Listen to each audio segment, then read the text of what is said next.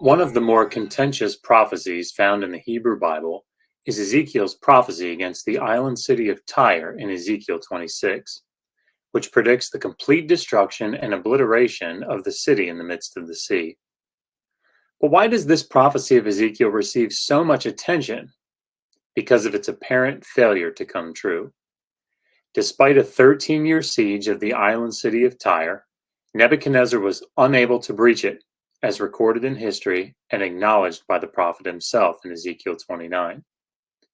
Thus, this lengthy and detailed prophetic word pronounced against the fortress stronghold went not only unfulfilled, but was simply incorrect. Unfortunately, this failed prophecy ostensibly presents difficulties for many Christians who hold to a particular view of the inerrancy of the Bible. Because the prophet spoke for God, and God cannot lie or be in error, a failed prophecy would show the prophet to be false, or God to be in error.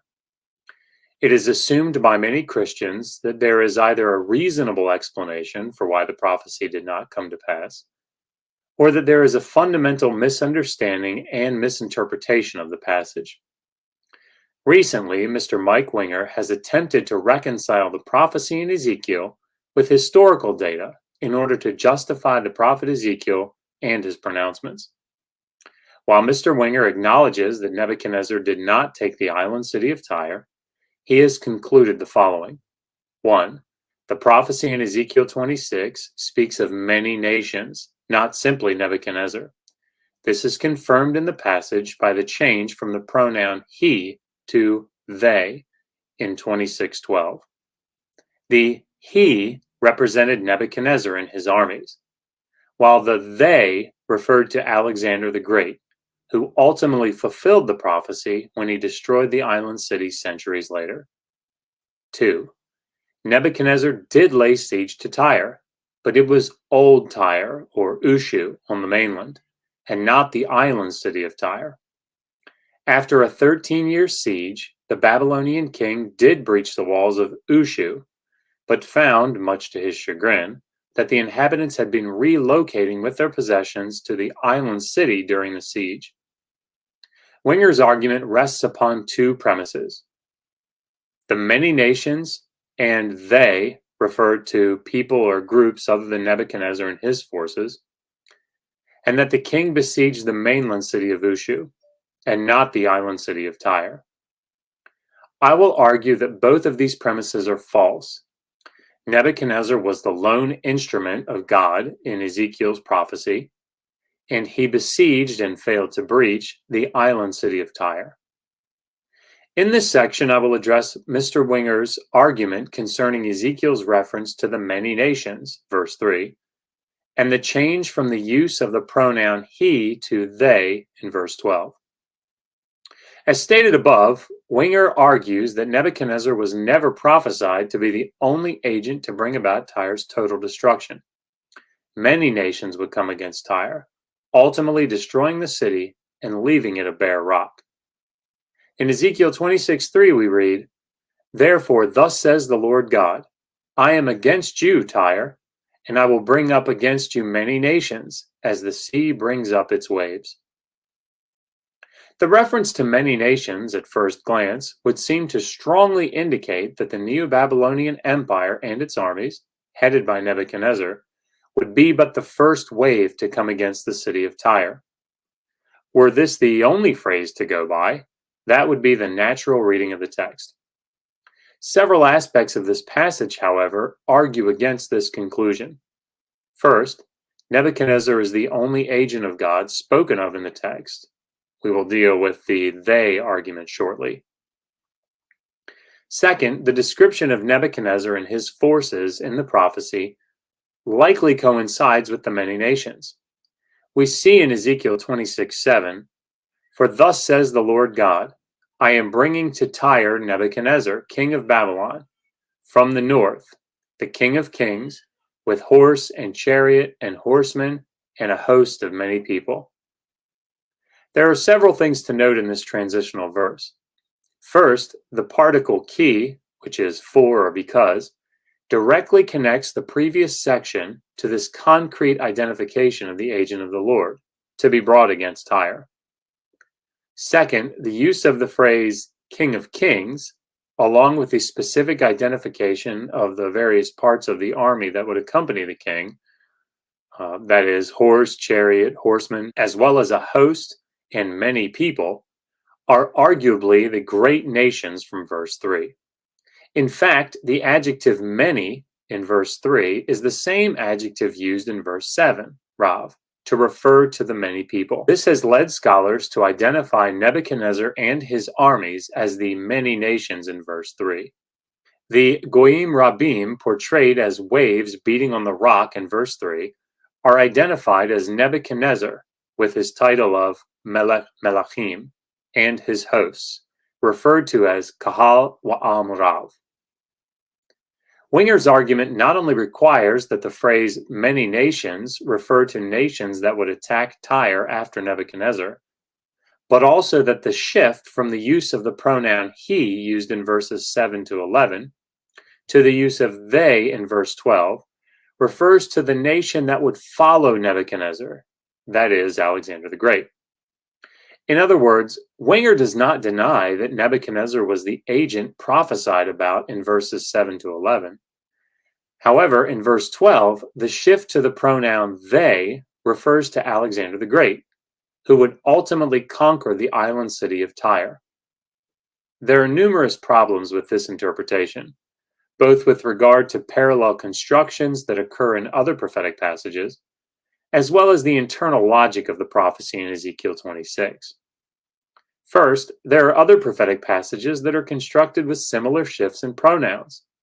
For example, in Jeremiah 20, the priest Pashur mistreats Jeremiah, who responds with a prophetic word. In verse 4 we read, "For thus says the Lord, behold, I am going to make you a terror to yourself and to all your friends. And while your eyes look on, they will fall by the sword of their enemies. So I shall give over all Judah to the hand of the king of Babylon, and he will carry them away as exiles to Babylon, and he will slay them with the sword." Notice that not only are the enemies plural, but the king of Babylon is the agent who will kill Pashur's friends and bring the exiles to Babylon. However, in verse 5, the text reads, "I shall also give over all the wealth of this city, all its produce, and all its costly things, even all the treasures of the kings of Judah shall I give over to the hand of their enemies, and they will plunder them, take them away, and bring them to Babylon." We know not only from this text, but from history, that Nebuchadnezzar brought the kingdom of Judah into exile, and he was the lone agent of the prophecy. Yet there is a clear change in pronoun use from he to they in the passage. If the switch from the third person singular pronoun he to the plural they does not refer to a future nation that would come up against Tyre, then to what is it referring? The internal logic of the passage makes it clear that Nebuchadnezzar's soldiers are the ones referred to as the they. In Ezekiel 26:7, Nebuchadnezzar is described as coming with his horses, chariots, cavalry, a host, and many people. He would kill the inhabitants on the mainland, set up a siege, set up battering rams, tear down the towers with swords, etc. Of course, while Nebuchadnezzar would indeed be responsible for performing these actions as the leader of the army, it is in no way intended by the prophet that he himself would bring the towers down with a sword or set up a battering ram. It would be the work of his soldiers. This idea is carried into verses 10 and 11, as the horses enter the city, raise a cloud of dust, shake the walls, trample the streets, and kill the inhabitants. In verse 12, the use of they simply refers to the soldiers who have just breached the city and killed its inhabitants. "And they will plunder your riches and make a spoil of your merchandise. And they will break down your walls and destroy your nice houses, and throw your stones and your timbers and your debris into the water." Greenberg addresses this shift to the third person. They, Nebuchadnezzar's soldiers. The shifts in subject portray the action from different viewpoints. In G, the Greek, all the verbs of this verse are singular, continuing the person of the previous verb. Greenberg points to the Septuagint, the Greek translation of this verse, which maintains the third-person singular pronoun he, demonstrating its understanding of the agent of destruction to be Nebuchadnezzar, as in the immediately preceding verses. To briefly summarize, the first pillar upon which Mr. Winger's argument is based is the distinction that he argues for in Ezekiel 26, where the phrase many nations in verse 3 refers not only to Nebuchadnezzar and his armies, but also to Alexander the Great and his army. This is evidenced, in his opinion, by the shift from third-person singular pronoun he in verses 7 through 11 to the third-person plural they in verse 12. However, as we have hopefully demonstrated, the many nations almost certainly refers to the many people that make up the armies of Nebuchadnezzar referred to in verse 7. Secondly, the shift in pronouns is merely a change in perspective, as the he refers to Nebuchadnezzar as the representative of the armies, while verse 12 changes the perspective to the soldiers themselves. This conclusion is supported by the reading of the Septuagint in verse 12, which maintains the third-person singular pronoun he throughout. In short, there is no reason to suggest that anyone other than Nebuchadnezzar and his armies are referred to in the prophecy of Ezekiel 26. The second pillar of Mr. Winger's argument is the identification of the besieged city of Ezekiel 26, 7 through 11, as the mainland city of Ushu, or Old Tyre, rather than the island city of Tyre. Winger argues that, for 13 years, Nebuchadnezzar laid siege to the mainland city of Ushu, which was ultimately breached. However, when he entered the mainland city, he discovered that, during the siege, the people of the city had moved secretly to the island city of Tyre, taking with them their possessions. Thus, Ezekiel's prophecy was accurate, for Nebuchadnezzar did breach the mainland city, but was unable to receive any plunder, for it had been taken to the island city of Tyre. Unfortunately for Mr. Winger, this interpretation is all but untenable for several reasons. First, the distinction between the city of Tyre as an island city and the city of Ushu, the mainland city, is almost always kept distinct in the ancient sources. Thus, the judgment prophesied against Tyre by Ezekiel was clearly against the island city, evidenced not only by this ancient distinction, but by the language of the passage itself. Secondly, we know a fair amount about the mainland city of Ushu and the role it played in the day-to-day life of Tyre. Although Ushu likely had fortifications to protect its natural springs, it had been captured and conquered with a relatively minimal effort throughout history, even recent history from Ezekiel's perspective. Finally, the siege of the island city of Tyre was predicated upon cutting off its supply lines, which came from the mainland, particularly Ushu. In other words, the siege of Tyre began with cutting off Ushu from the island city. Let's examine these points in detail. The island city of Tyre was distinct from its vulnerable mainland or daughter cities, including Ushu. Not long before the time of Ezekiel, the Assyrian army had laid siege to Tyre under several Neo-Assyrian kings. For example, around 671 BCE, referring to a siege of Tyre, Esarhaddon writes, "In the course of my campaign, I set up fortifications against Baalu, the king of Tyre, who trusted in his friend Taharka, the king of Cush, threw off the yoke of the god Ashur, my lord, and kept answering me with insolence. I cut off the supply of food and water that sustained their lives." Similarly, Ashurbanipal, Esarhaddon's son, described his experience with Tyre. "On my third campaign, I marched against Baalu, the king of the land of Tyre, who resides in the middle of the sea. Because he did not honor my royal commands and did not obey the pronouncements from my lips, I set up outposts against him. To prevent his people from leaving, I reinforced its garrison. By sea and dry land, I took control of all of his routes, and thus cut off all access to him. I made water and food for the preservation of their lives scarce for their mouths. I confined them in a harsh imprisonment from which there was no escape. I constricted and cut short their lives. I made them, the people of Tyre, bow down to my yoke." From these inscriptions, we can see that Tyre was situated in the middle of the sea, and that a significant aspect of besieging the city was cutting off supply lines, both from the land and the sea. Ushu represented a significant source of fresh water for Tyre, and during a siege, the invading king would begin by cutting off its supply lines to the island.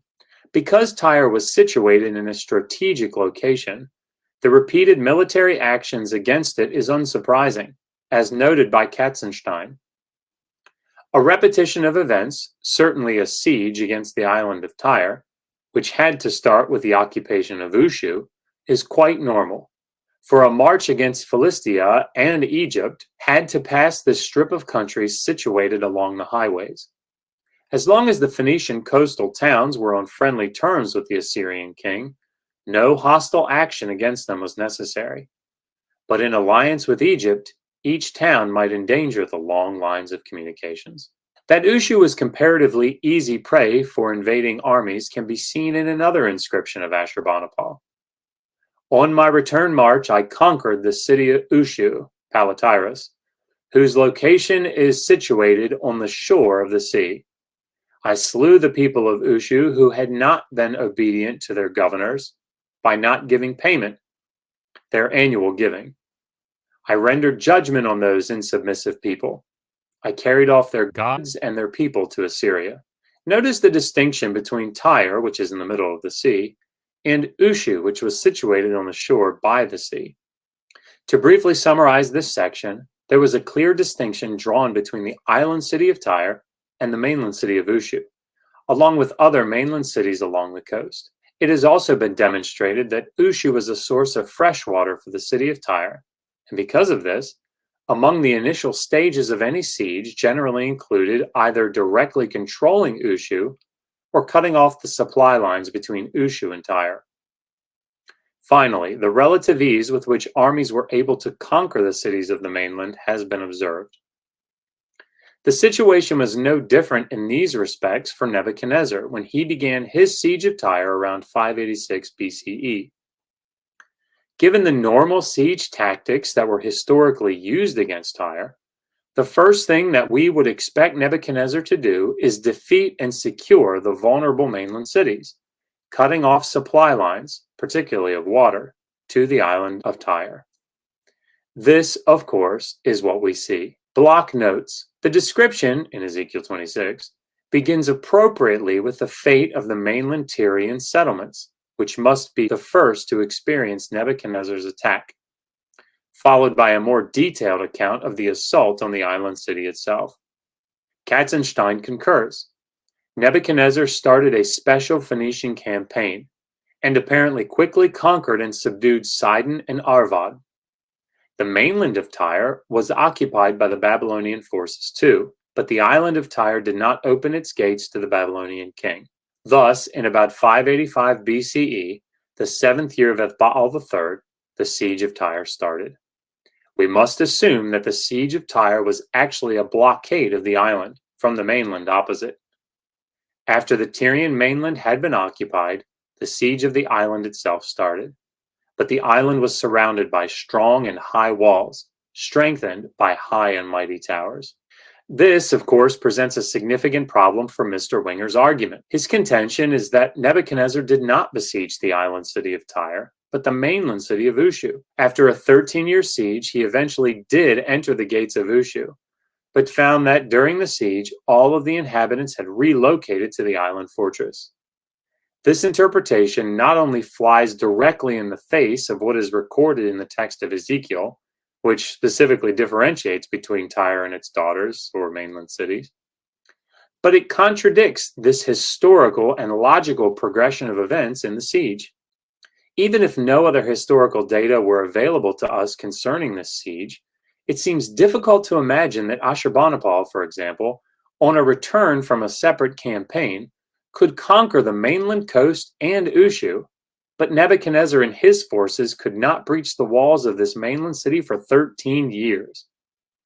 It seems even more fantastic to suggest that Nebuchadnezzar would only besiege the mainland side of Ushu under this suggested scenario, allowing, without him being aware, the inhabitants of Ushu to sneak out the back door, relocating with their possessions to the island.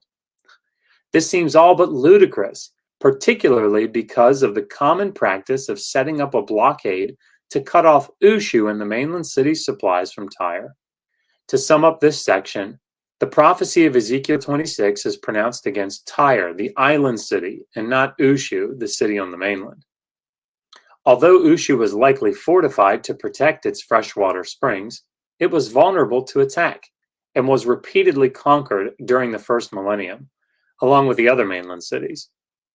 In fact, a siege of the island city of Tyre would begin with either conquering or isolating Ushu and the other cities on the mainland in order to cut off supply lines. Thus, in addition to the historical evidence available to us, as Ushu was weak and repeatedly conquered, and blockades were the norm when laying siege to the island, it is extremely unlikely that Nebuchadnezzar would lay siege to Ushu, and only from one side, allowing its inhabitants to sneak out of the city and flee to Tyre during the 13-year siege. Nebuchadnezzar, the king of Babylon, laid siege to the city of Tyre following the fall of Jerusalem, and the prophet Ezekiel dedicated a lengthy section of his writings to oracles against this island city. In chapter 26, he prophesied the complete destruction of Tyre. However, this prophecy did not come to pass. It has been argued by Mike Winger that the prophecy did not fail, but rather referred to two separate agents of Yahweh's destruction, Nebuchadnezzar and Alexander the Great. Mr. Winger argues for this interpretation based on the phrase many nations and the shift in pronouns from he to they in verse 12. Furthermore, he argues that Nebuchadnezzar did not besiege the island city of Tyre, but the mainland city of Ushu. I have attempted to demonstrate that neither of these conclusions are justifiable. First, the agent referred to in chapter 26 is Nebuchadnezzar alone, and attempting to assign any portion of the prophecy to a later agent is extremely problematic. The many nations very likely refers to Nebuchadnezzar and the vast hosts that he brought against Tyre, and the shift in pronouns was identified in other prophetic passages that clearly refer to only one referent. It is almost certain that the they refers not to some future nation, but to the soldiers of Nebuchadnezzar, shifting the perspective of the text, evidenced by the continued use of the singular he in the Septuagint. Finally, I sought to demonstrate that the normal and historical process of besieging Tyre began with conquering or isolating the mainland cities, particularly Ushu, as it was a supply line for food and fresh water for the island. It seems highly unlikely that, having been easily and repeatedly conquered by previous kings, Ushu would not only hold out a siege by Nebuchadnezzar for 13 years, but would be able to leave the city to flee to the island city of Tyre. This brief analysis of Mr. Winger's argument should be considered in no way exhaustive. Further analysis of the literary structure of chapter 26, Ezekiel's reaction and amended prophecy in chapter 29, and the failed Egyptian prophecies of chapters 29 and 30 are also significant aspects of this discussion. However, this paper is intended to address the two primary arguments upon which Mr. Winger's interpretation rests. However one interprets the prophetic work of Ezekiel, it should be done with as strict an adherence to the historical and linguistic context of the book as possible. It is my hope that this short paper has provided an example of how to approach a difficult text in this way.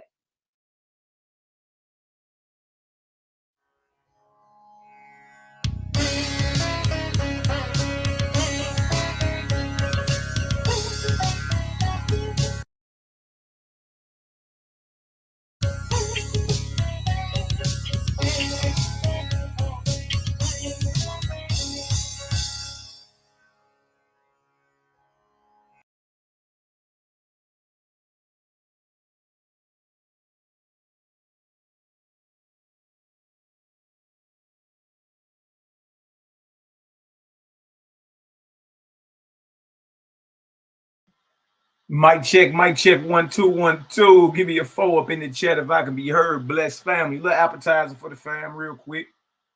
Little appetizer. You know how I like to do. I like to bring the appetizer out, then cook.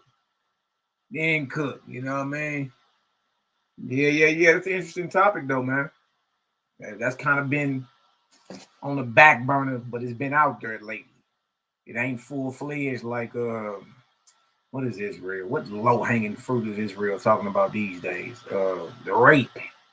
Whether rape is lawful or not in the Bible. It ain't, as popular as that, but yeah, it's supposedly some failed prophecies that never came to pass, you dig? So, your brother, I'm always thought-provoking. Let's go ahead and look at that and see what it is and chop it on up. And again, I put a PhD in front of you. You know what I mean? Somebody who's a PhD in the field. And, you either can take it with a grain of salt or not, or be like, you know what, let me check that out. That's crazy. Did Nebuchadnezzar conquer the island city of Tyre? Or how we say in St. Louis, Tyre. Did he conquer that? Right? Then I like how he went to the breakdown of somebody who's on the opposite side. You know what I mean? Somebody who's on the opposite side of the argument. And he critiques, and it's another doctor, another PhD, but he critiques his breakdown. You dig? And was like, nah, that doesn't make sense either. It's problematic. So, your brother, I'm always thought-provoking a little taste. You dig? Y'all check that out.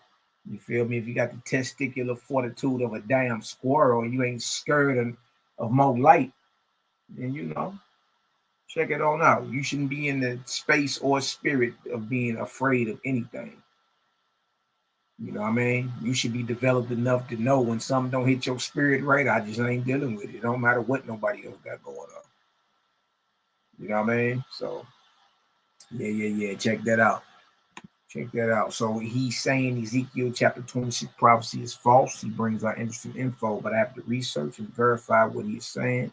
It has to be backed up from true historical accounts. Absolutely. That's what you're supposed to do. Shout out to my brother, Yahweh bin Yisrael, my beloved brother. That brother sent me a text every Saturday and Friday night. So shalom to my brother right there, man. Abundant blessings to the brother. Bless up. Yeah, but you should always go look at it. You can't just read, period. You shouldn't read nothing or watch nothing and just take it at face value. You know what I mean? That's supposed to be thought-provoking. That's supposed to make you say, man, let me get on up and disprove that. You feel me? And that's supposed to start a conversation amongst us as a people. You dig? Hey, let's chop it up about that. You know what I mean? In either way, shape, form, or fashion, you shouldn't shake your faith in the ever-present creator. You know what I mean? Regardless of what you find corruption in a text, regardless. You find corruption in Quran, Bible, OASP, regardless.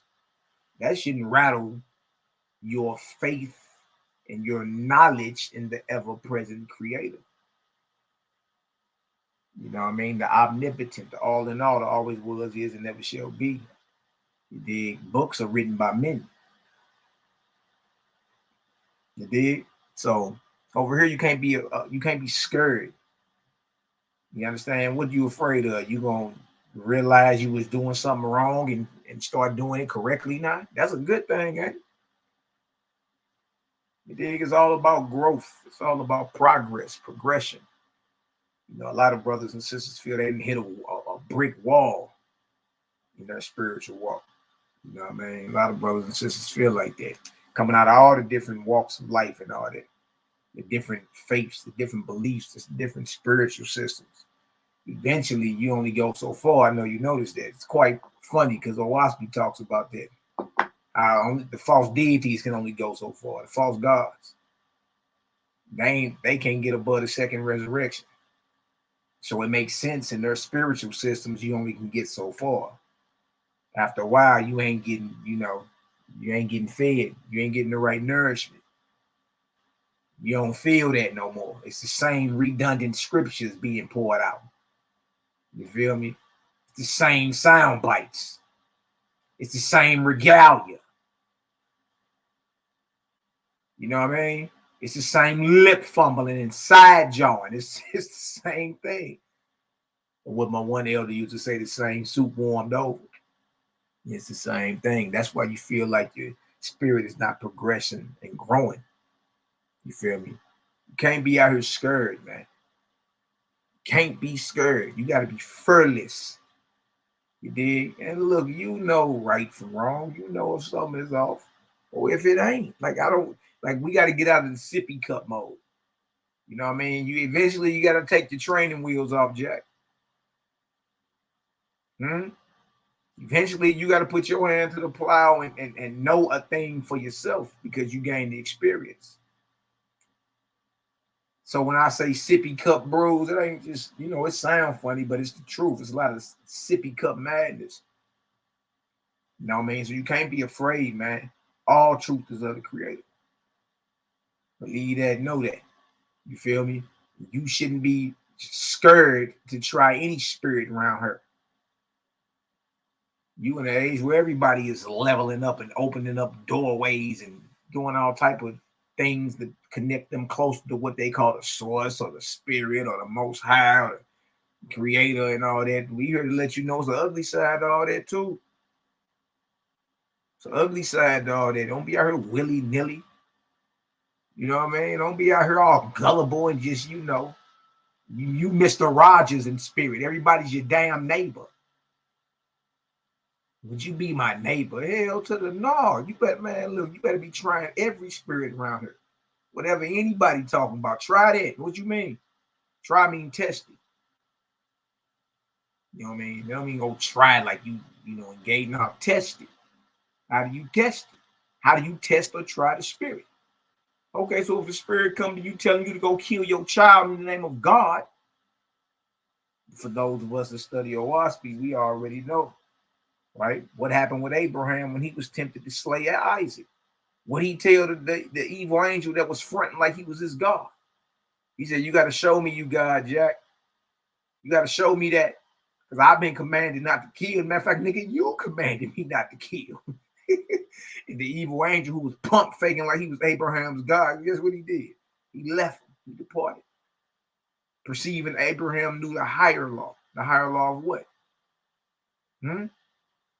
No murder, no bloodshed, no sacrifice, slaying of the innocent, the higher law.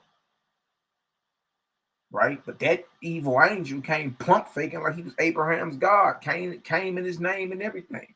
But how did Abraham test the spirit when he heard something, even though he had the name right, and even though he was shining, even though he had power and spiritual powers, and when the message came out, when the message came to the table, Abraham said, nah, you got to show me that.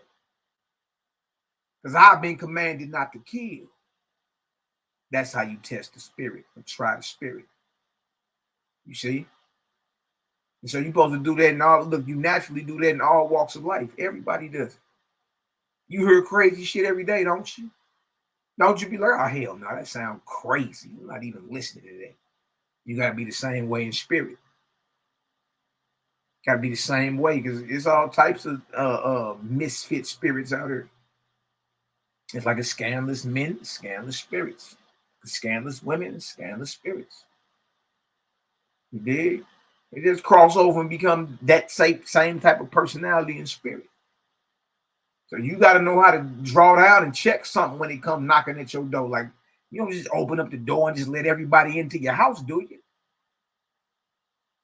So that's what it is with us over here. We exposing you to like how real this spiritual thing is. You know what I mean? And how you know you ain't been played and tickled by a false god. How you know you ain't been played with? You ain't tried to test it damn scripture. God said kill them babies, nigga. That's just what it is. Babies get smoked. You don't even test it and say, hold on, that don't even sound right. Hold on, I thought we wasn't supposed to be killing. What you mean go over there and kill it? That sound hell? No, that don't sound right. What you mean? I thought you said you ain't like the smell of blood and flesh. And what you mean you want a chopped off damn goat head, scraped off fat and pulled off organs, dismembered on the altar smells good to you when you said it stank to you. So you got to start questioning these things instead of trying to make everything glue. Start calling you Hebrew gluelites. You niggas doing is trying to glue everything, and it's clear everything don't even match up, Jack. Everybody know it. Hebrew gluelites. You're trying to glue everything and mesh everything together. Everything don't fit. Everything don't go together. Everything ain't right. You know what I mean? So yeah, you gotta stop being gullible. You know what I mean? And I'm saying that because there's a lot of mealy mouth Negroes running around here talking about what we own over this way is evil, wicked, and satanic, and man, as we read what we own over this way, as we go into the actual text of what we own over this way, we don't see nothing evil, wicked, that the Creator Himself is condoning or okay, and none of that. None of that. You know what I mean? You know what it is? Hit dogs holler. Hit dogs holler. The false gods are being exposed everywhere. It ain't just Bible. When you really get down to this, oh, I speak sky spirit, you gonna start, man, everywhere. Everywhere. I'm talking about the false god that started Islam, the false god that started Christianity, the false god of Judaism, the false god of the Vedic, and the false Brahmics, and the false gods over in China, the false gods dealing with over in America, Europe, Africa. It's ridiculous.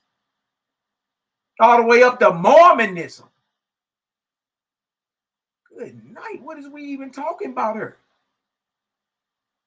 What is we even talking about? Let's get into some of this. Y'all see the title, The Book of Judgment, God Judges the Governments of Man. Y'all see that? We in the building. Shout out to everybody in the chat. Bless up. All praises to the ever-present Creator, the omnipotent, the all in all, the always was, is, and never shall be, the mighty Yahweh, the mighty Jehovah. I salute you all in the name of the great spirit, love, and light to everybody up in the chat. Creator gang. I see the gang in the building. Bless up. I already know the gang in the building. Y'all don't know, we mob deep around here. And then shout out to the haters, jaw jackers, and naysayers. Yeah. We love y'all too. Bless up. Let's work. Go ahead and cook with the vortex. Go ahead and cook with the vortex in this deal, Shine. Hold on, Shine. Just for anybody that's, let me go on back. Anybody that kind of new to what we're talking about over this way. Hold on for a second. Let me get you together. Give me a second. All right.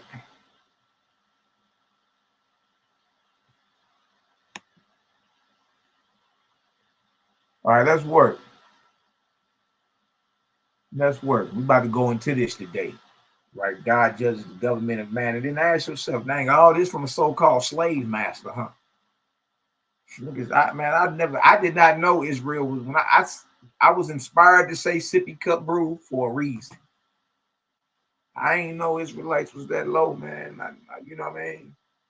And don't get it twisted. I'm an Israelite, but I ain't know majority of Israel was hanging that low. You dig? Like, it looks crazy. It's crazy. But look at this right here, y'all. All right, let's go ahead and work. This is what we reading out of for anybody that wants to know. All right. A WASPy, Practical Guidebook to the Spiritual Life. Okay, nothing evil thus far. Standard edition in modern American language. Nothing evil so far. Okay. You have a corporeal body. Blow this up some more so you can see. All right. You have a corporeal body and a spiritual body. Hear me and I will open your understanding. I come to free not only the physical, the corporeal man, but the spiritual man. You stop right there.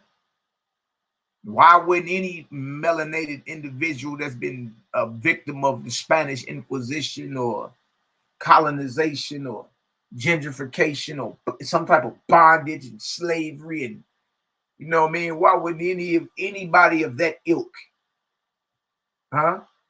Why wouldn't you want to read it based off the first paragraph? This is talking about freedom, liberation. So especially for people who has a history of bondage, the first two sentences in the first paragraph. And then when we talk about spiritual bondage, we talk about being in bondage to the false gods. We got to body the false gods. Y'all done heard us say that plenty of times. You got to body the false gods. You know what I mean? That's just what it is. Look at this right here. Number of benefits, man. Look at this. We talking about freedom, liberation. Look at this. Yet with your freedom, you also attain to what? Responsibility. So that sooner or later, your fidelity to your creator and to your fellow man in righteousness, love, and good works shall become the most sacred study of your life. Do you hear this? Nothing evil thus far. And it's letting you know your fidelity, your righteousness to your creator and your fellow man. That's the most sacred study of your life. That lets you know, man. See, we can identify what kind of spirits are at work in the mealy mouth jaw jackers, because I haven't read anything evil thus far. You see, a lot of you are Miss Benita Israelites that I ain't the one to gossip, but you ain't heard it from me. You just run with it, man. You ain't verifying nothing. I'm glad you niggas ain't none of my lawyers. You dig? Right? Good night. You just sloppy detective work going on out here, man. It's embarrassing. Like, man, I thought these brothers was on the level, man. This is ridiculous. Look at this. These niggas all outside, fam. Yeah. Don't watch me as a clairvoyant and this goofy. This, man, I thought this cat was, I just thought you was vibrating higher than that. But I should have known. You heard chakra and about had a damn cardiac, about went into cardiac arrest when you heard the word chakra. You look at the definition of clairvoyant and about lose your top. Meanwhile, what's the difference between a clairvoyant and a seer or a prophet? It's the same thing, genius. But again, you Gregory Hines outside the book. We go into the book over here. We go into the book. Why you think it's quiet on the set? Why you think it's quiet on the set still? Look at this. Look at this right here, man. Nothing evil. Your God does not come in this era as a dictator, but as your elder brother. With ample experience. Nor do I command, saying you shall believe, because I, your God, have said it or revealed it in this book. Look at that. You hear that? You feel that? You feel that pressure get up off you, boy? See, we're going to talk. Shout out to my brother Cosmological. We're going to talk about what you don't know. You already know all that stuff you talking, man. We've been running that the past however many decades you've been in Israel. You know every scripture backwards and forward. You know them like the back of your hands. We read this and the Negro loses his mind. Why? Because the spirit is bound. Your God is not a dictator, man. And God is just your brother. God ain't even your father. The creator is your father, our father. God is your big brother. And he's saying don't even believe it just because it's written down. Don't know a thing. Stop side jawing and being a misfit all your life. Look at this. Don't even believe it because it's written in there. Look, pause on this. How solid is that? That take all type of pressure, because all you hear is thus saith the Lord. Thus saith the Lord. How liberating is that to your spirit to know, hey, your God ain't never been no dictator, man. That's your bruh. He got plenty of experience to share with you. Hey, look, and don't believe it just because I say it to you. You got to have your own experience so you can what? Know a thing. Look at this. Nevertheless, through OI speed, light of Jehovah, light of Yahweh, the creator, is revealed to man. And man is to what? Judge himself and labor or work to save himself, so that by this he may have honor and glory. Yeah. That's another thing you got to clear up. You think bro's scared to be celebrated for accomplishments? You get so sacrilegious. You can't, go to a graduation, get a certificate.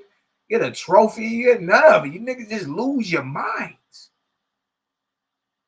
There's nothing wrong, for it on the record, ain't nothing wrong with celebrating life or celebrating your loved ones and their accomplishments in this life. Nothing wrong with that, right? You're just not to be worshipped for them. There ain't nothing wrong with celebrating. You know what I mean?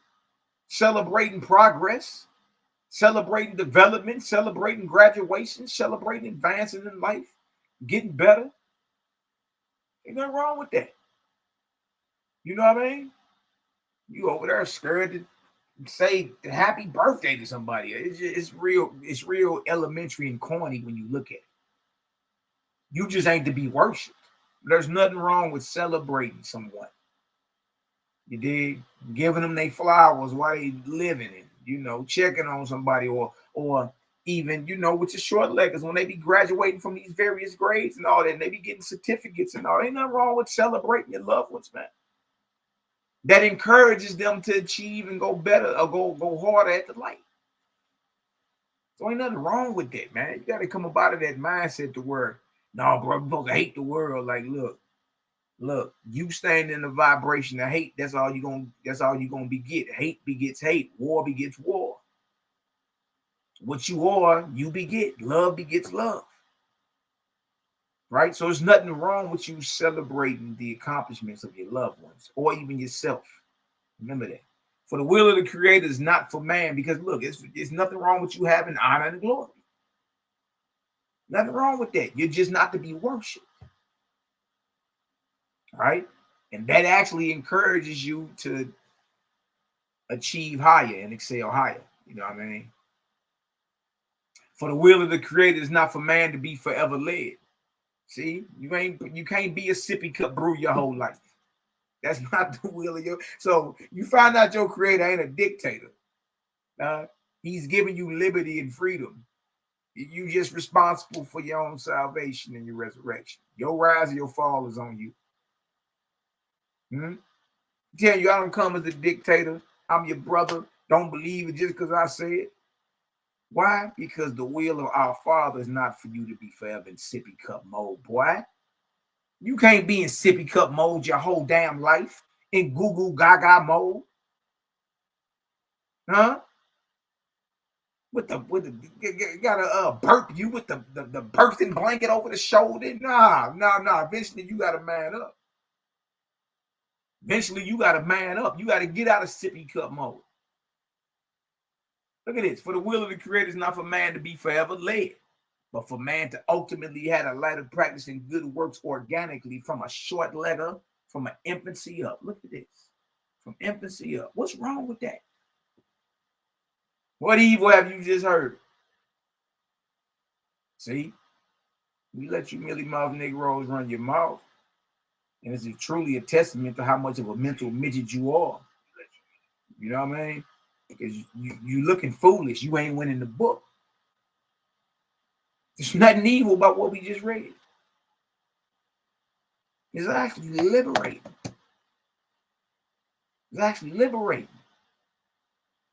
Dang.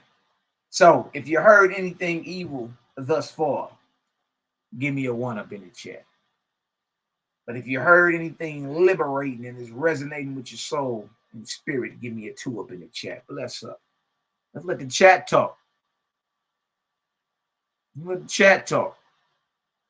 See, even my enemies can come sit in the class today and will have to admit, well, now the brother ain't saying nothing evil. Y'all think we seances and drinking blood, and no, quite the opposite. Actually, quite the opposite. I see them tools flying. It's duality with creating. Duality. Right? OSP, a primary. So we dealing with a primary source. That's another thing you need to be,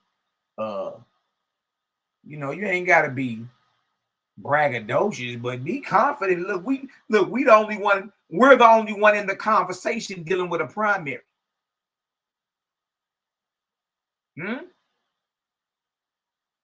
We want to talk about a benefit.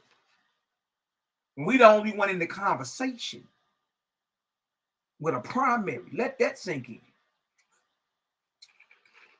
That would be like one of the bros walking in with the original 10 commandments written with the finger of God on, you know what I mean, on the tablets.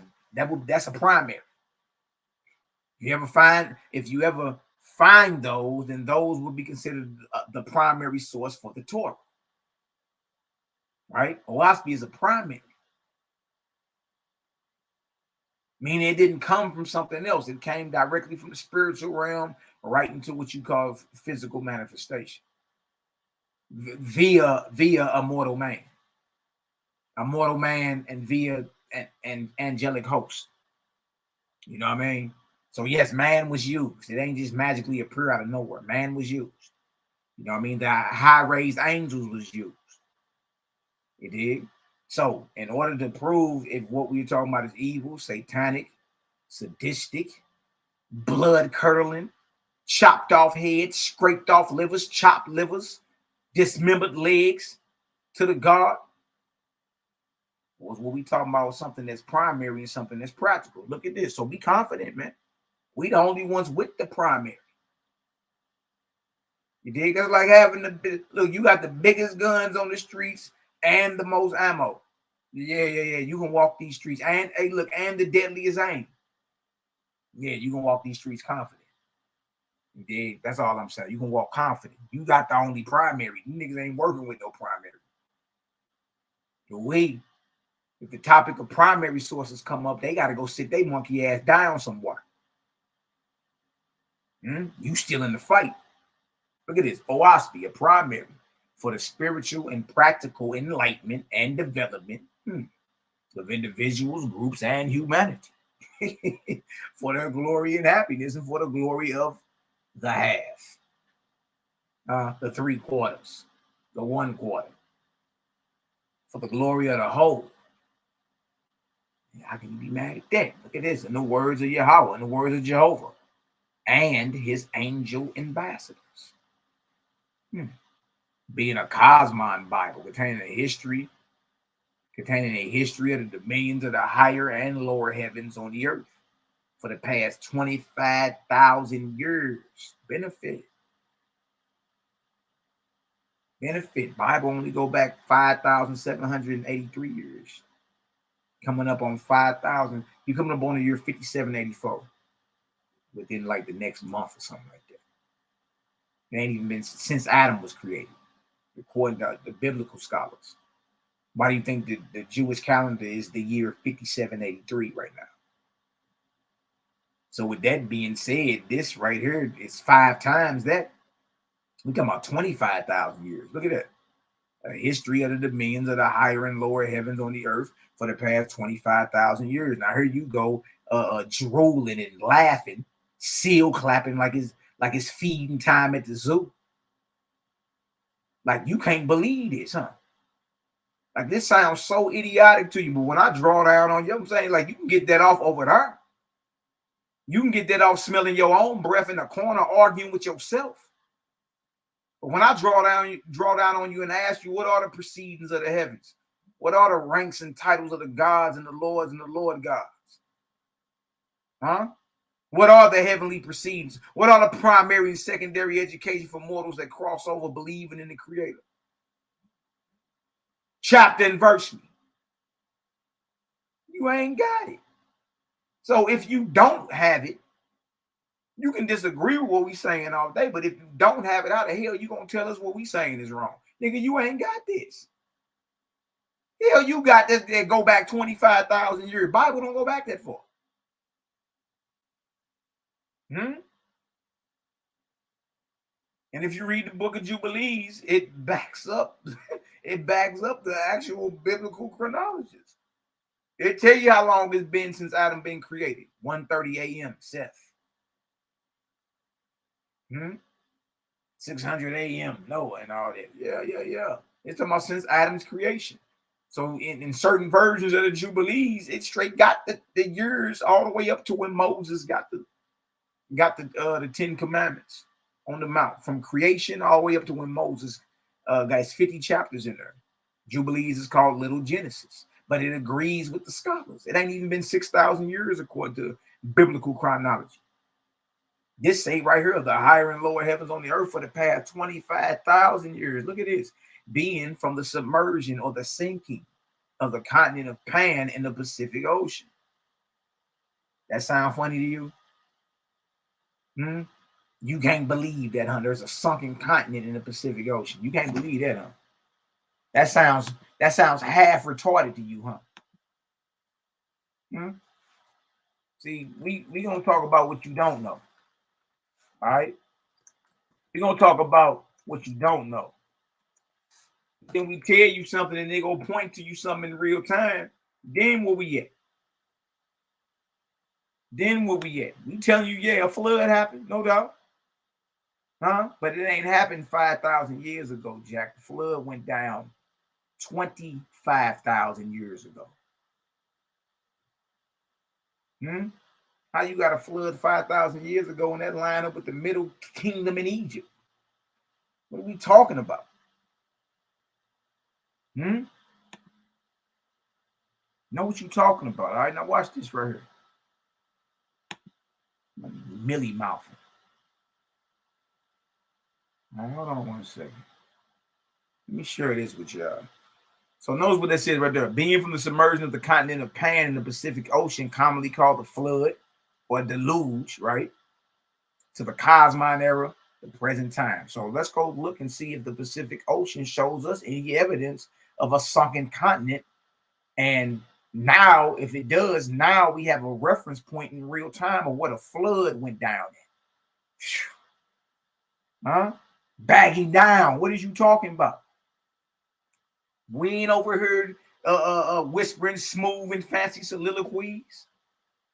Right? We rather put that love and light on you, but don't never get it twisted.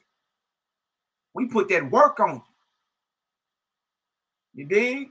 We'll put that work on you. Look at this. So OWASP is making a claim there's a sunken continent in the Pacific Ocean. Can we go look at the Pacific Ocean in real time and see if there's any evidence of something that went down? And if we can, then we have a reference point in real time of where the flood went down. Now remember, this was written in 1881. Before your satellites,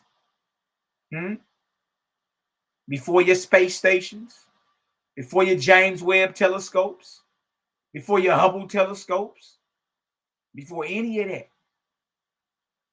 How would anyone know? Ooh-wee, look at this. Let me stop the screen real quick. I got you. I ain't even finna play. with you. Look at this right here.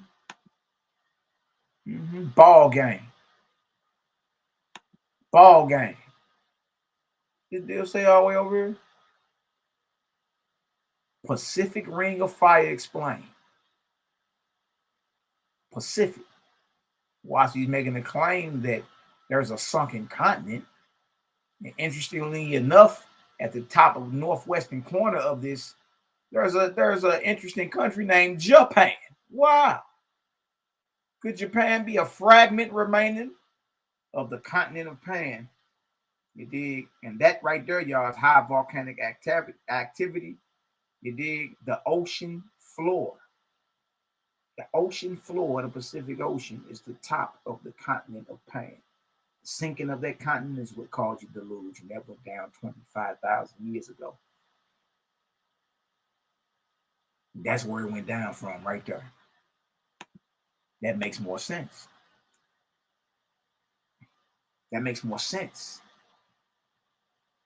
See, if you running with the biblical timeline, then it's like, well, dang, you talking about Noah. Adam ain't even 6,000 years ago, so where you put Noah in? But 1,000 years after him will be like 4783. You know what I mean? Like, come on, man. Like, you got to be real with yourself. You dig? Now look at this right here. Bing, bing, bing. So that's the Pacific Ocean, the Ring of Fire. All you gotta do is type in Ring of Fire and go to images and you'll see. Now this right here, there used to be a continent right here, bridging all of the land masses for the most part. All right? This continent was sunk. That's what caused the flood. this way, that way, to the Americas, that way, over into Asia and Australia and Africa, going that way. Middle East, all that. Right? And it wasn't just 8 people either. It's crazy. It wasn't just one ship either. It's crazy. You know what I mean? We'll get into that one day. You enjoy the story. You know, the story of Noah, Noah's Ark is more of a cosmological story. It's a time period. And that's when the flood went down, in the Ark of Noah. That's a time period. It's a 3,000-year time period, roughly. We'll get into that one day, though. Yeah, we'll get into that. All right, if you're getting some understanding so far, go ahead and give me a 4 up in the chat. Bless up, bless up, bless up. Let's get back to this. Bag him down. Bag him down. Being from the submersion or the sinking of the continent of Pan, right? In the Pacific Ocean, commonly called the flood or deluge, to the Cosmine era of the present time. So this is 25,000 years all the way up to where we at today. That's a benefit. You need to know that. You need to know what God's way at work when colonization came sweeping through the Americas. You need to know that, don't you? You need to know where you fit in the grand scheme of things.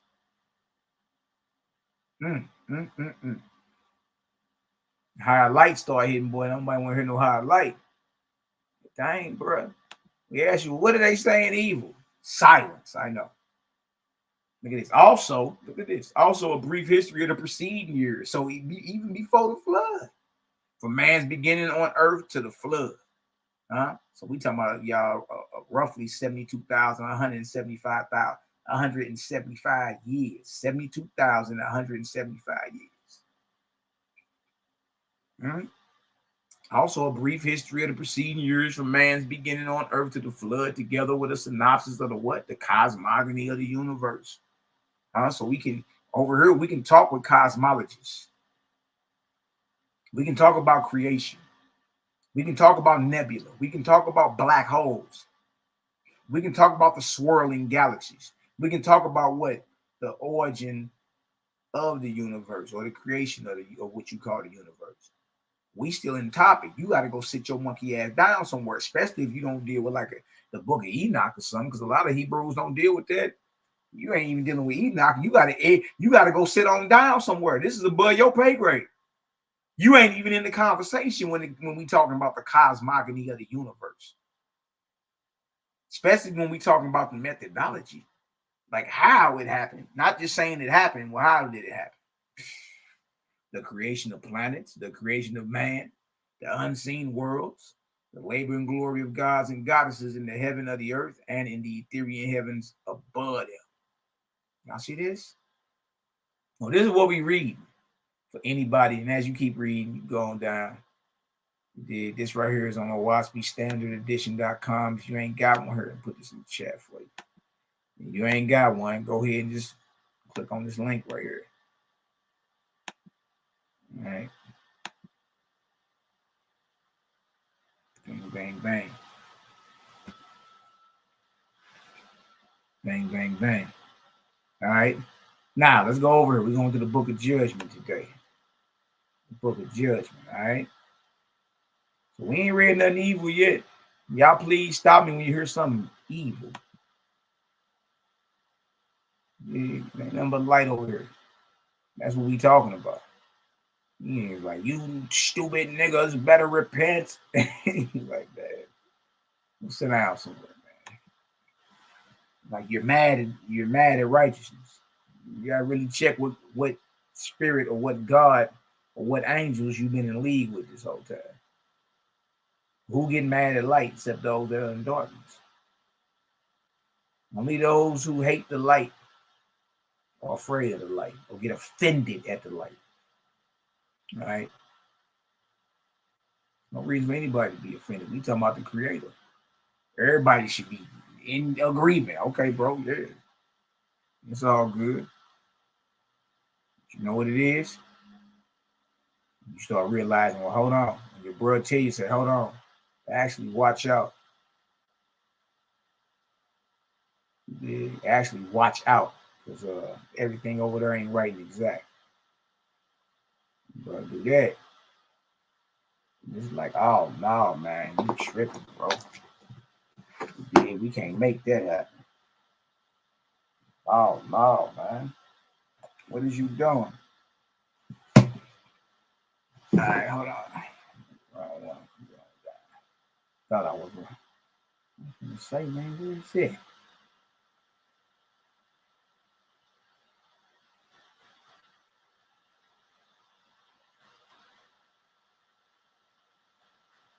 Give me a second. I'm pulling up right now.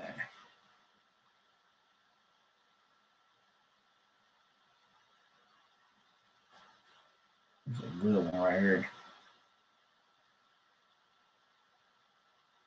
Chapter 34.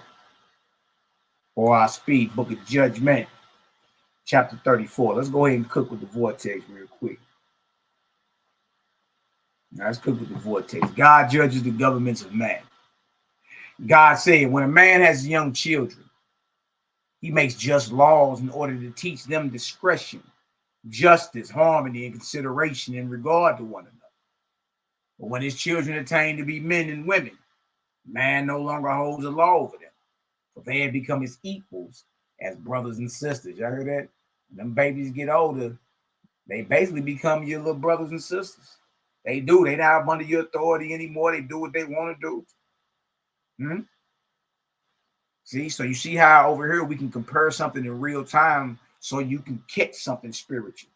You know what I mean? You see that. You see that sometimes when you're dealing with parables, dealing with Yahshua's parables in the Bible. Look at this. Similarity in the ancient times, I had provided you, old man, with governments and laws for different nations and people. Nevertheless, I said to you, let your government be like a father over the people, and not as a separate matter against them. But you have disobeyed my commandments. Your government is as one thing, and your people as another thing. That which should be one entity you have made into two. Your government has become a separate self from the people. And the people are like what? Slaves, servants. Well, what's slave master doing writing about this? This is interesting. Huh?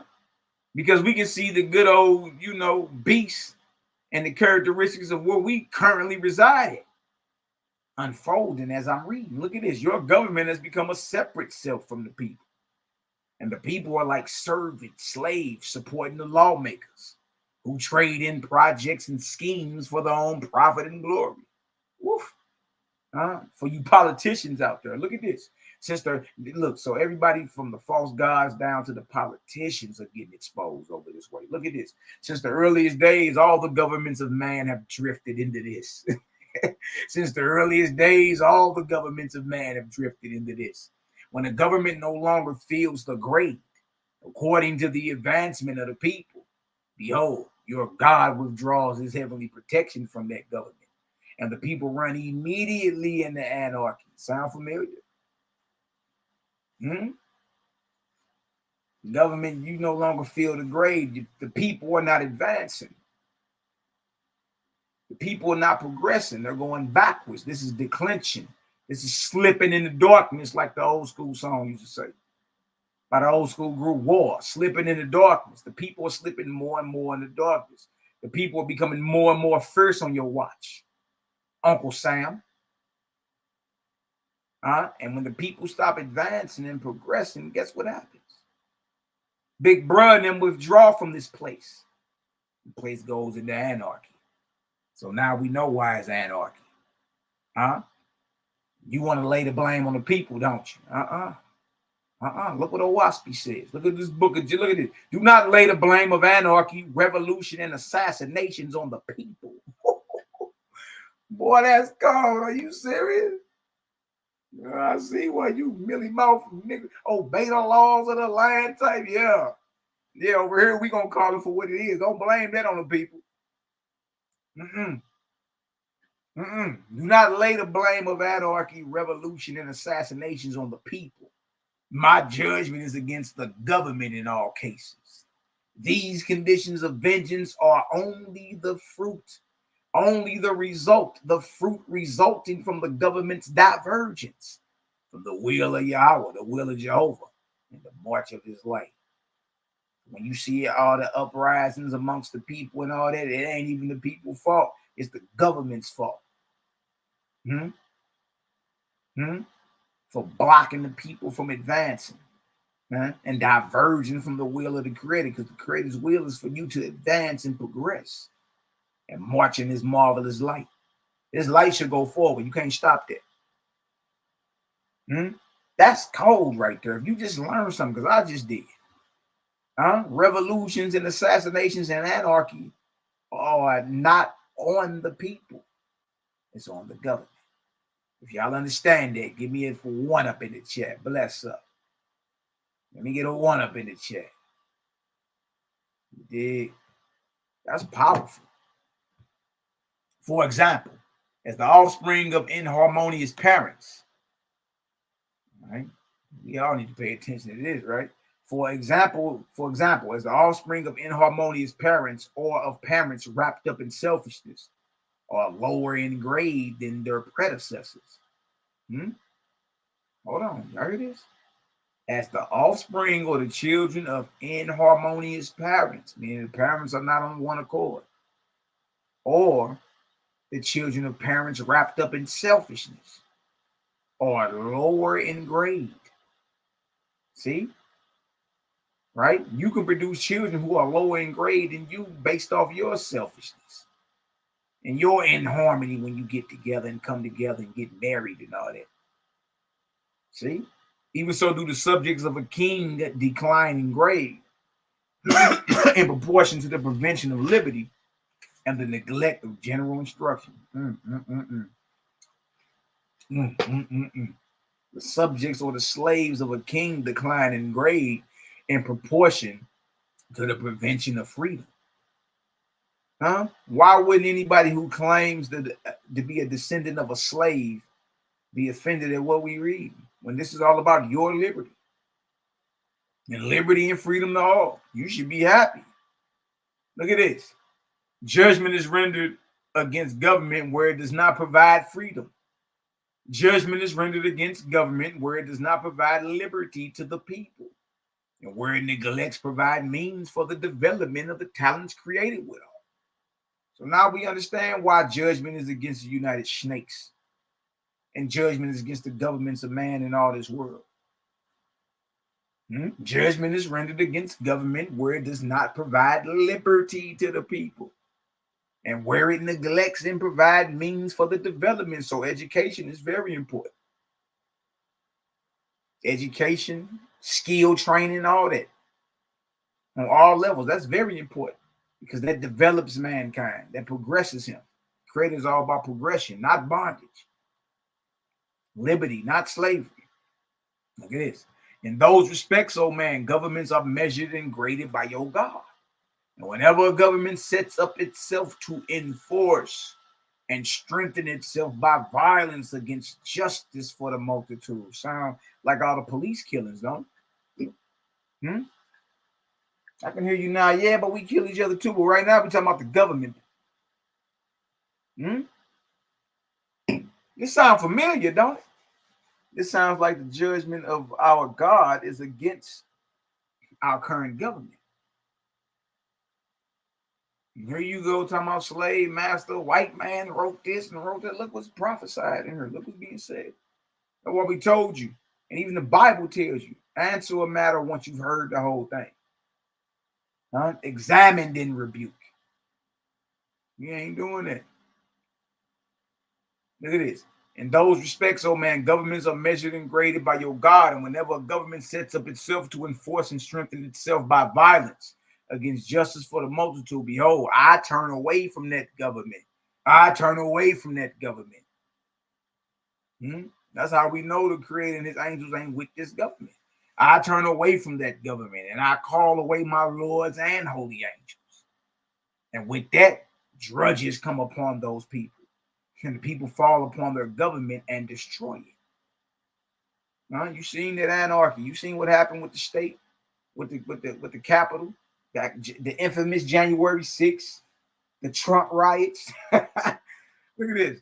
If a government is a king only and he has no holy council or parliament, then the Responsibility of the shortness is wholly his. I'll let you know, man, it's a big responsibility. Talking about you leading the congregation. Look at it. But if the king has a holy council, then the responsibility for shortness lies partly with the king and partly with the council. Judgment is rendered against them. Judgment is rendered against them, not only in this world, but in the spirit world or the S world. And each and every member of such a council should be bound, stuck in the first resurrection. They ain't went nowhere. They in spirit, but they bound to the earth until he has made amends, until he has corrected, until he has made amends to all his people for the shortness he manifested on the earth. For every captain, general, bishop, pastor, what a great bondage you bring on yourself. And remember, whoever you shorted, you got to lengthen. Whoever you shorted, you got to make that right. Look, in this world or the next, whether you're king or the whore queen of England, you dig? Or the president or whoever you are, right? Death doesn't alleviate your responsibility to do what's right and to right your wrongs. See how fair and just the Creator is. Look at this. Hear the wisdom of your God. Hear the wisdom of your God, old man. And consider the way of righteousness in the governments of mortals. The nearer the two are to being one, that is, the government and the people, the nearer they are like my heavenly kingdoms. You hear that? And now we can extrapolate. We can pull some out of that. We know the heavenly kingdoms of the Creator. You feel me? Administration and the people are one. How do we know that? Because the closer a mortal government is with the people that it governs, the more that government is like the heavenly kingdoms of the Creator. You see that? Oh, wait.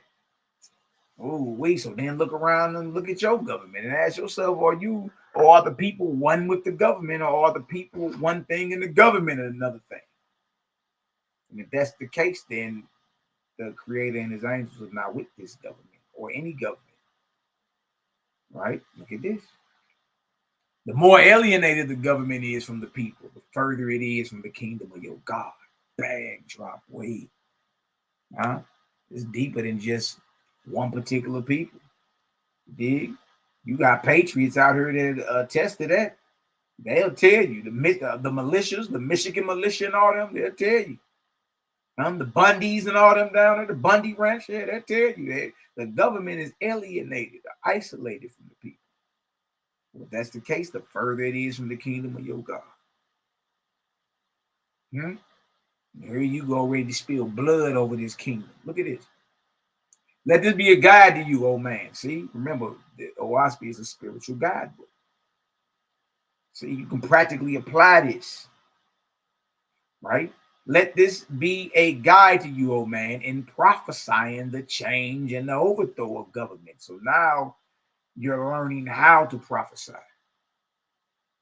by observing and recording the actions of governments, the actions of men, the actions of women, the actions of their children.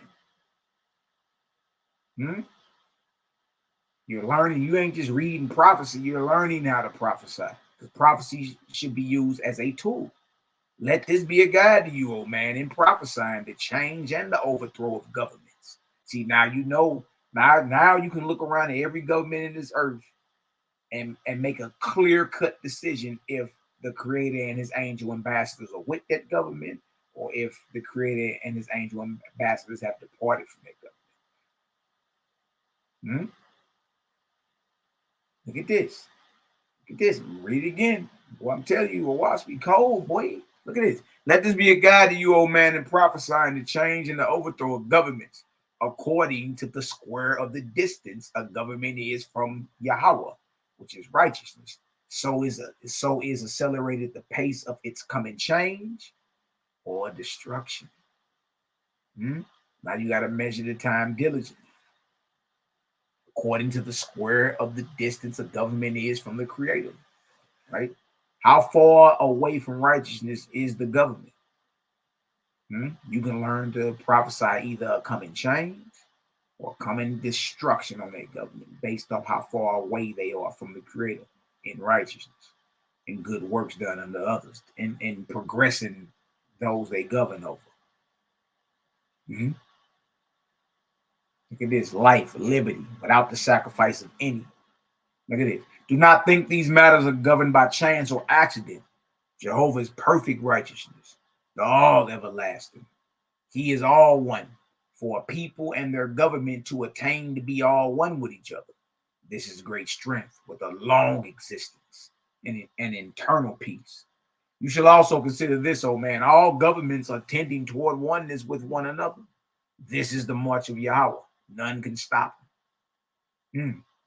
Wow, so you look around and see the United Nations and the European Union and all that, saying like, look, all governments are tending toward oneness with one another. Like, so it's something higher and deeper behind that than just the sinister plot of the, the one world order. It's certain things that are being done to where when you look up, then even though you've been practicing wickedness and darkness, now you still was practicing affiliation. You still was gathering together. You can take that same type of discipline and put a whole different energy and spin on it and be doing something righteous out here for the Creator's glory. Look at this right here. Consider then what wisdom is between governments to make themselves reciprocal toward one another. Right? Reciprocal, meaning what? Complementary exchanges, mutual agreements, harmonious interchanges, have functioning relations. A government that sets itself up for itself and against other governments is a selfish government. And your God rates it the same as a selfish man, being disparate from Jehovah and his kingdoms. We distant, incongruent, discordant, divergent. Judgment is rendered against such a government. Neither my lords nor my holy angels shall bless that government. Neither my lords nor my holy angels shall bless that government. So look at the characteristics of whatever government you're currently presiding under. Whether you're talking about national, whether you're talking about local, right, international or domestic, whatever. See, now you can call a thing for what it is by observing it, recording it. Nothing spooky, just what it is. Look at this, verse 27. Governments that practice affiliation to bring about reciprocal brotherhoods between governments are on the right road toward the Father's everlasting kingdoms. Do not flatter yourself, oh man, that these matters can escape the observation of your God. The affairs, legislations, laws, treaties, and all things that governments accomplish directly or indirectly, good or bad, are known and recorded in the heavens of the earth. And the leaders, kings, and councils shall sooner or later face them, and they shall judge their own fullness or shortness in serving Yahweh in righteousness and wisdom. Man, that's cold. If y'all getting some understanding, give me a 9 up in the chat. Bless up, bless up, bless up. Boy, I'll teach you how to prophesy. Teach you how to observe and record a government's distance in righteousness from the Creator. You can directly prophesy the coming destruction or change of any government. Right? And as we will read in the characteristics of certain governments that the Creator said that his angels nor his lords would bless, that his angels nor his lords of gods that they would depart from, all of those, everything that we read was characteristics of what today is the United States of America, the United States government. Slave Master wrote about that,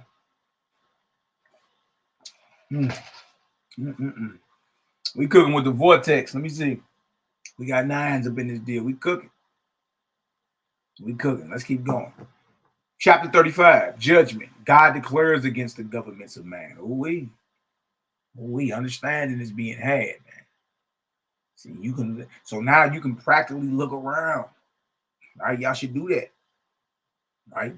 Start studying these governments of men in this earth. Pick any government, right? You do that like go try a thing. Owaski teaches you to try it. Don't just read it. Go try it now, right? So go deal with a government. Look up, statistics on it. Do your research and see how far it is in righteousness from the Creator, right? Get your mind blown. Chapter 35, Judgment. God said, whoever lives with Jehovah is free from Jehovah. These need no man's government, for they practice righteousness, peace, love, industry, and wisdom with due regard to one another. So to serve the Creator is freedom, it's liberation. See that? We ain't over here saying we bond servants to anything, right? To be a servant of the Creator is freedom. You don't need no man in government. You don't need nobody to tell you to go brush your teeth and wipe your stinking rear ass or rear end. You don't need nobody to tell you that. You already know. You see, what's understood don't need to be explained. Look at this.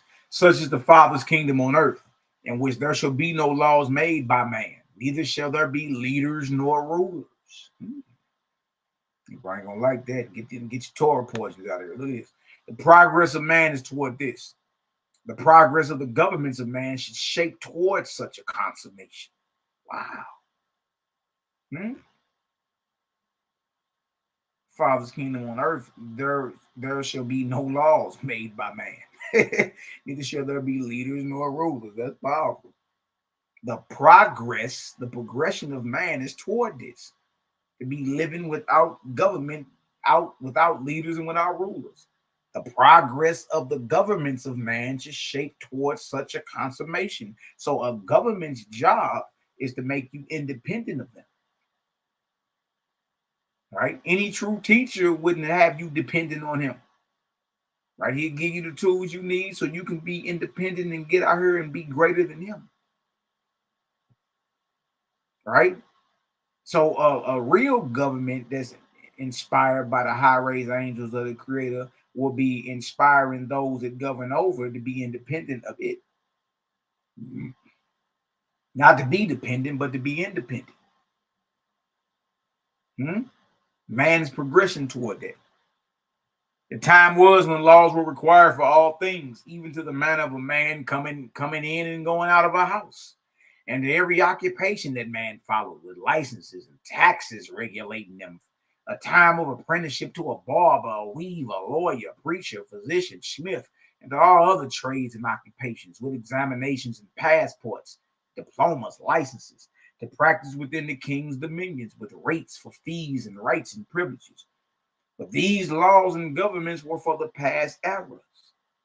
They were righteous in the first place, for they shaped man's judgment toward perfecting himself. Y'all heard it?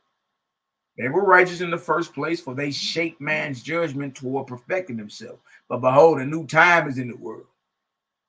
As a result of the acquisition of knowledge, a new freedom, a new liberty has been born into the world. And it cries out on every side. Throw open the doors to all trades and occupations. Behold, the multitude are sufficiently wise to judge for themselves as to whom they shall patronize. Judgment is rendered against the laws and governments of man in all cases, where they prevent the freedom, where they prevent the liberty and choice of man as to his vocation and knowledge. Pray against that. Remember, like back in the day, oh no, you can't be no doctor. You should be you should play an instrument or something. Judgment is rendered against the laws and governments of man in all cases where they prevent the freedom and choice of man as to his vocation or his career and knowledge. It is not sufficient for you to say, behold, the public will be taken advantage of by ignorant pretenders. You have no right to say what the public will suffer, and thus base a law on prospective damage. When the public have suffered, and when they themselves demand protection by such laws, then such laws shall be made. To make such laws beforehand is to sin against the Creator. Ooh-wee. See how they just busted your chops real quick? Because here you go. Well, hold on. If we don't make a law against that, man, then people gonna be running willy-nilly. He said, don't do that. Them laws are only made when the people ask you to make those laws for protection. But to make those type of laws beforehand is sinning against the Creator. Those laws only get made when certain acts go down, and only when the people are asking for it. You just, as a government, don't impose laws on people who have not agreed to it. A lot of our people that know the law, know Black's Law Dictionary, they know the power of not agreeing to something. You see that? Watch me break this down too and let you know. You as a government putting laws or imposing laws on those you govern over, without them asking you to make such laws, and to make these laws beforehand, before any such acts even happen, is a sin against the Creator. Wow. Ooh-wee. Ooh-wee. It ain't hard to tell if your government is inspired by the Creator and his high angel ambassadors or not. Look at this. It was said of old, you should keep the Shabbat day holy. And it was defined what a man should not do on that day. Judgment is rendered against that law. Nevertheless, I do not put aside the practice. But the time has now come when man shall himself judge as to whether he will or will not keep any day sacred. It's on you. Keep the Shabbat. He ain't told you, put aside the practice or any of that, right? But the time comes when each man has to judge for himself what he gonna keep sacred or not. Remember, your God ain't a dictator. And I'm gonna hit you with something. We already doing the Sabbath the way I'm talking about in Israel. Everybody already do the Sabbath their own way. Don't nobody keep the Sabbath the same way. So that means we doing our own thing anyway. Nobody in Israel observes the Sabbath the same way. Everybody observes Shabbat differently. Right? Notice what this says. It was said of old, you should keep the Shabbat day holy, and it was defined what a man should not do on that day. Judgment is rendered against that law. Nevertheless, I do not put aside the practice. But the time is now come when man shall himself judge as to whether he will or will not keep any day sacred. It's on you. And that's what a lot of our people don't like. The responsibility is on you. All right? You reach down into your spirit and soul and you call a spade for what it is. See, what I found out though, y'all, our people don't like the fact that the Creator is saying it's on you. Right? Your rise or your fall is on you. They want to be in sippy cup mode and handheld while crossing the street, and you know what I mean? Look at it. Verse 13. Moreover, from this time forward, man shall not be held accountable as to whether he keeps or does not keep any day as a sacred day.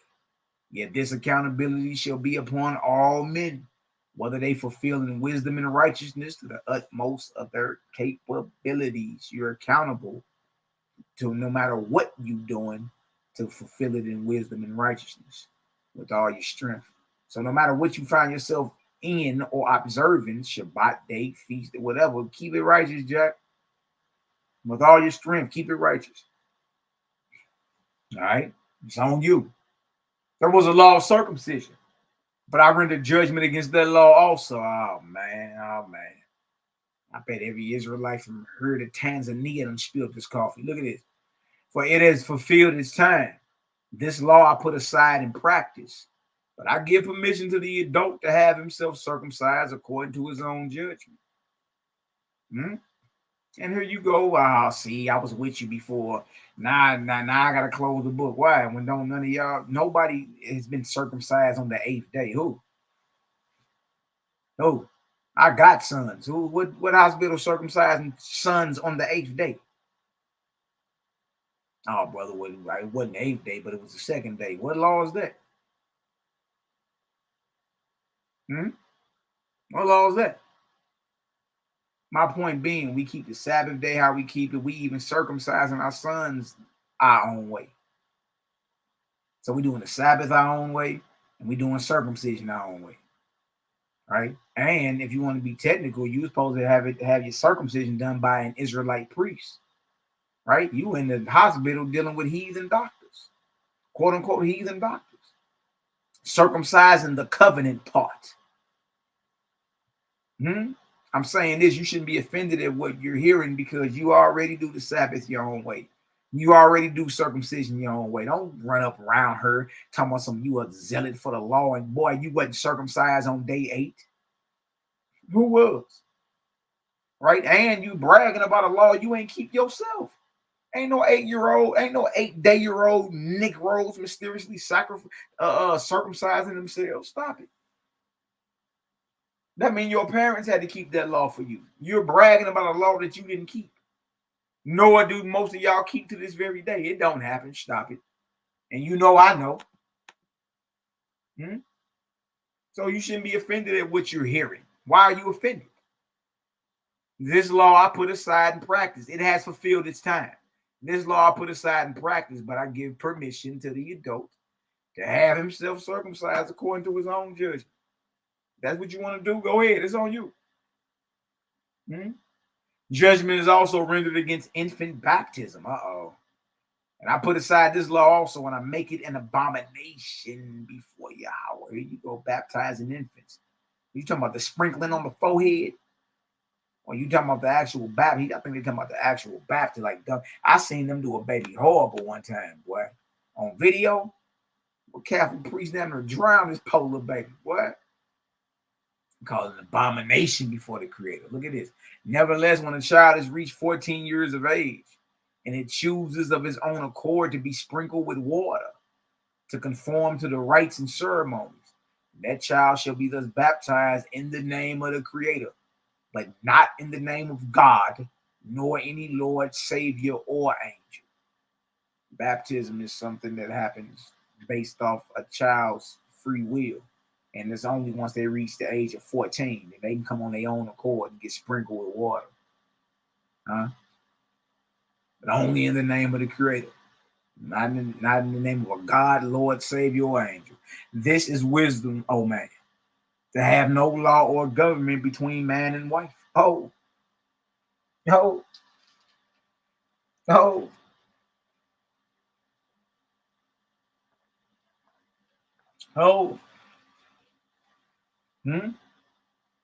have no law or government between man and wife. This is ignorance to have a law between man and wife. Yeah, because there are bad men and bad women who do marry. It has been found necessary to have a law between man and wife regarding their duties. But consider how wrong it is to have a law between a good man and a good wife regarding their duties. It is better for them to be thrown upon their own love and judgment. I gave governments and laws to all peoples in the following manner: to the bad and evil-minded, rigid laws and many details. But to the wise and good, I come now as an emancipator, saying, go, and without laws and government, fulfill your destinies according to your own judgment, so that you may be an honor and glory to the Creator. It's all on you, according to your own judgment. In Cosmon, present time, in Cosmon, man shall no longer be driven in yoke and harness.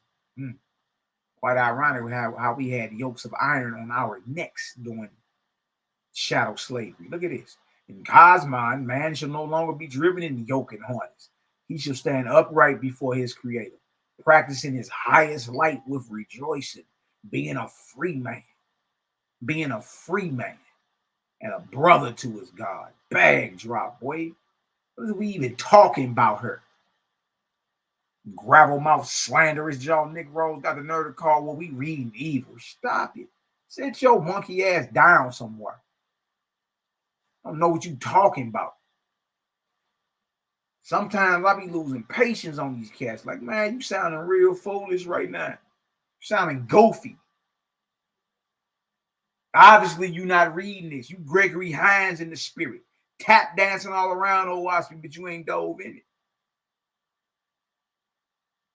Behold the Uzians. Look at this, y'all.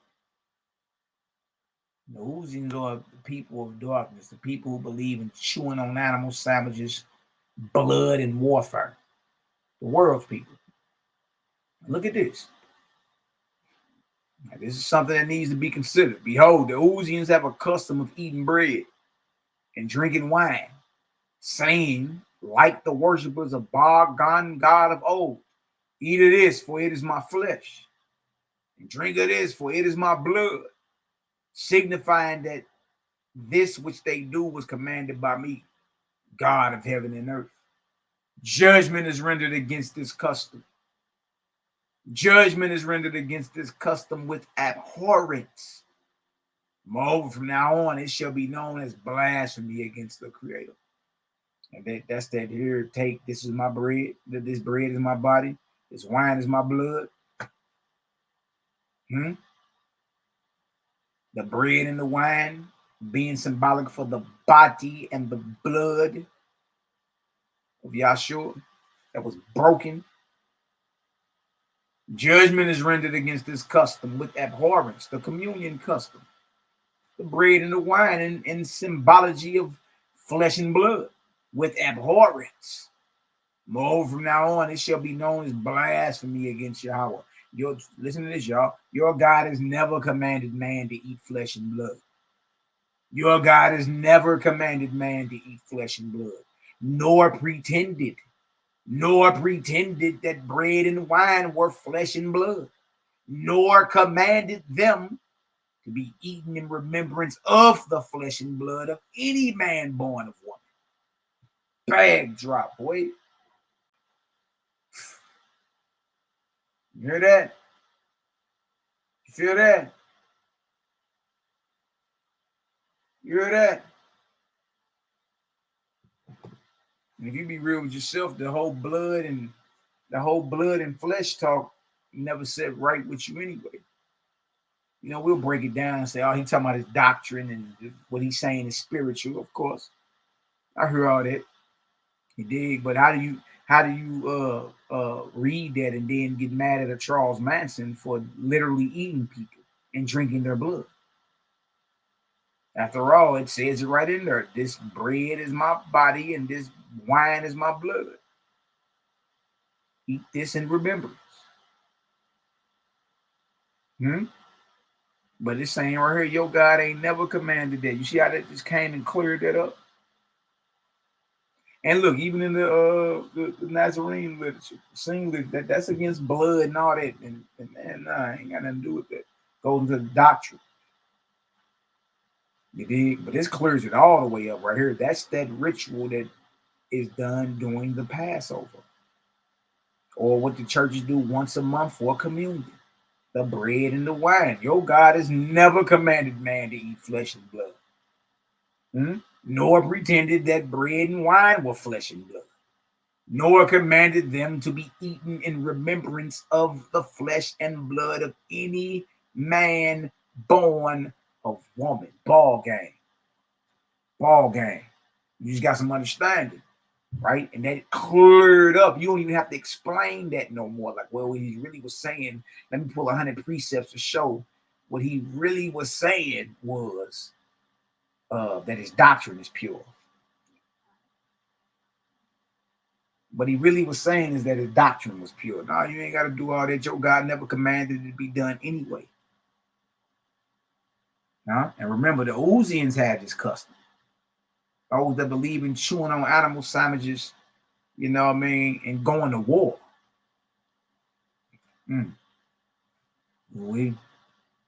They also have a custom of decorating and draping themselves in black crepe and characterizing the same as a sign of mourning for the dead. What are we talking about here? A thin, lightweight, crinkled fabric. Judgment is rendered against such a custom, but without prohibition. Yahweh creates a life. Yahweh takes life away, for all things are his. Remember your creator with wisdom, and neither in your dress nor habit shall you censor him for what has been. Neither curb the full sorrow of your heart and your soul, because your brother, sister, son, or daughter, or father, or mother has passed away. But remember, Jehovah is over all his works and provides wisely for the living and the dead. Jehovah has said to man, I gave an earthly body so he can learn earthly things. But death I gave to man so he could rise to the inheritance of my heavenly kingdom. Oh, death ain't a bad thing. He appoints a time to all, some an hour, some a year, some 100 years. Everyone fulfills to result in wisdom and happiness. Everyone fulfills to result in wisdom and happiness. And for the glory of the Almighty. Ooh, way, boy, we cooking with the vortex. If you're getting some understanding, give me an 8 up in the chat. You know what I mean? Get an 8 up in the chat. Bless up, bless up, bless up. Ooh, Book of Judgment, chapter 36 is where we going next. The old Osby hit like steel, man. That deal hit like steel. Well, but you peep that communion ritual in there? Well, how liberating is that to know? Man, look, your God ain't never commanded you to eat flesh and blood, nor pretended that wine and bread was flesh and blood, nor commanded you for flesh and blood or bread and wine to be eaten in remembrance of any man born of a woman. Man. When I read that, I was like, oh, boy, that just cut.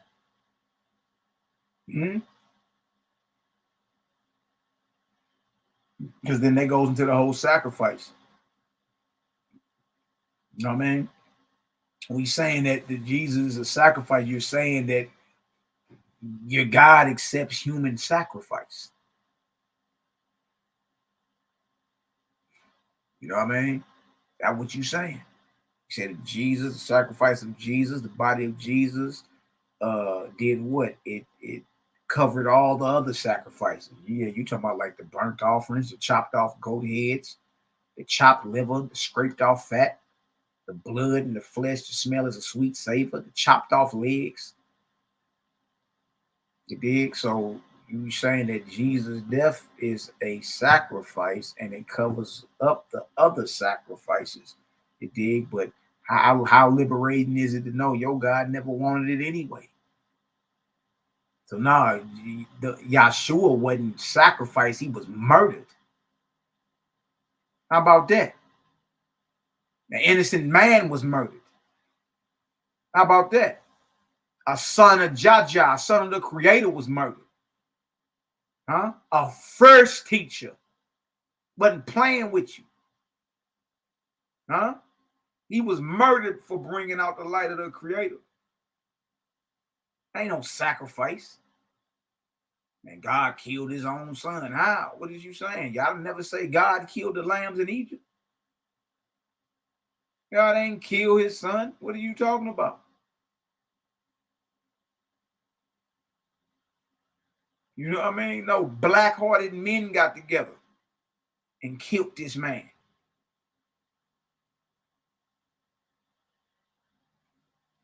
No, wait. What did the bro say? Can you scroll back? It ain't murder, bro. Man, y'all running around talking about this sacrifices, and then that means your Creator agrees with human sacrifice. But it says it also in Judges 11:29. Jephthah offered his daughter as a burnt offering to the Lord, and he accepted it. So the God of the Bible accepts human sacrifice as well. Jesus is a human sacrifice according to the Bible. And Jephthah's daughter was a virgin. She was considered a burnt offering. And the God of the Bible deals with animal sacrificing. Yeah. So that's something that people really don't want to talk about. You run around calling Jesus, saying that his death covered up all the sacrifices. Well, that means he was a sacrifice, and that means that his God accepts human sacrifice.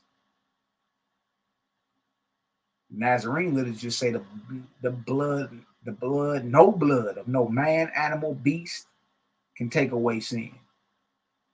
And this is going to add to more condemnation.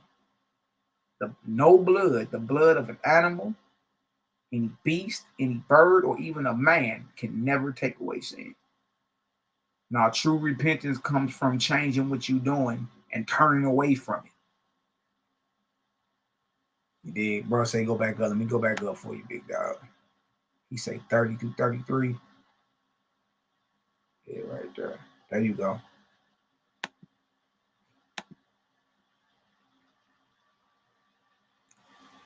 And they murdered Yahshua, man. He was murdered. Yeah. Nah, the Creator don't accept human sacrifices. You crazy? Now, maybe your false deity, your false God accepts a human sacrifice, but the Creator does not.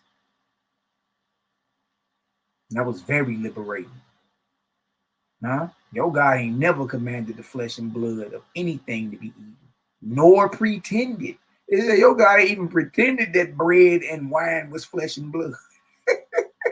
You ain't heard pump faking. I hope you got that. Let's go to the next chapter, man. We getting understanding today. Yeah. All right. Now look how beneficial this is. God gonna show you how he works. Methodology. It's all laid out right here for you.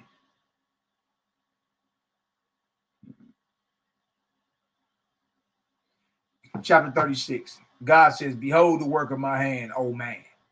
As you find an old house no longer habitable, you send workmen to pull it down, and then you send laborers to clear away the rubbish. And afterward, you bring builders, and they lay a new foundation, larger and broader than the old. And upon it, they build you a new edifice, adapted with new improvements for the increase in requirements of your family. Even so has your God labored for hundreds of years to prepare for the generations of this day. Consider yourself blessed, y'all. None of this is by accident. None of this is a coinky-dink. YHWH'S teaches there are angels called Louis, right? Louis, right?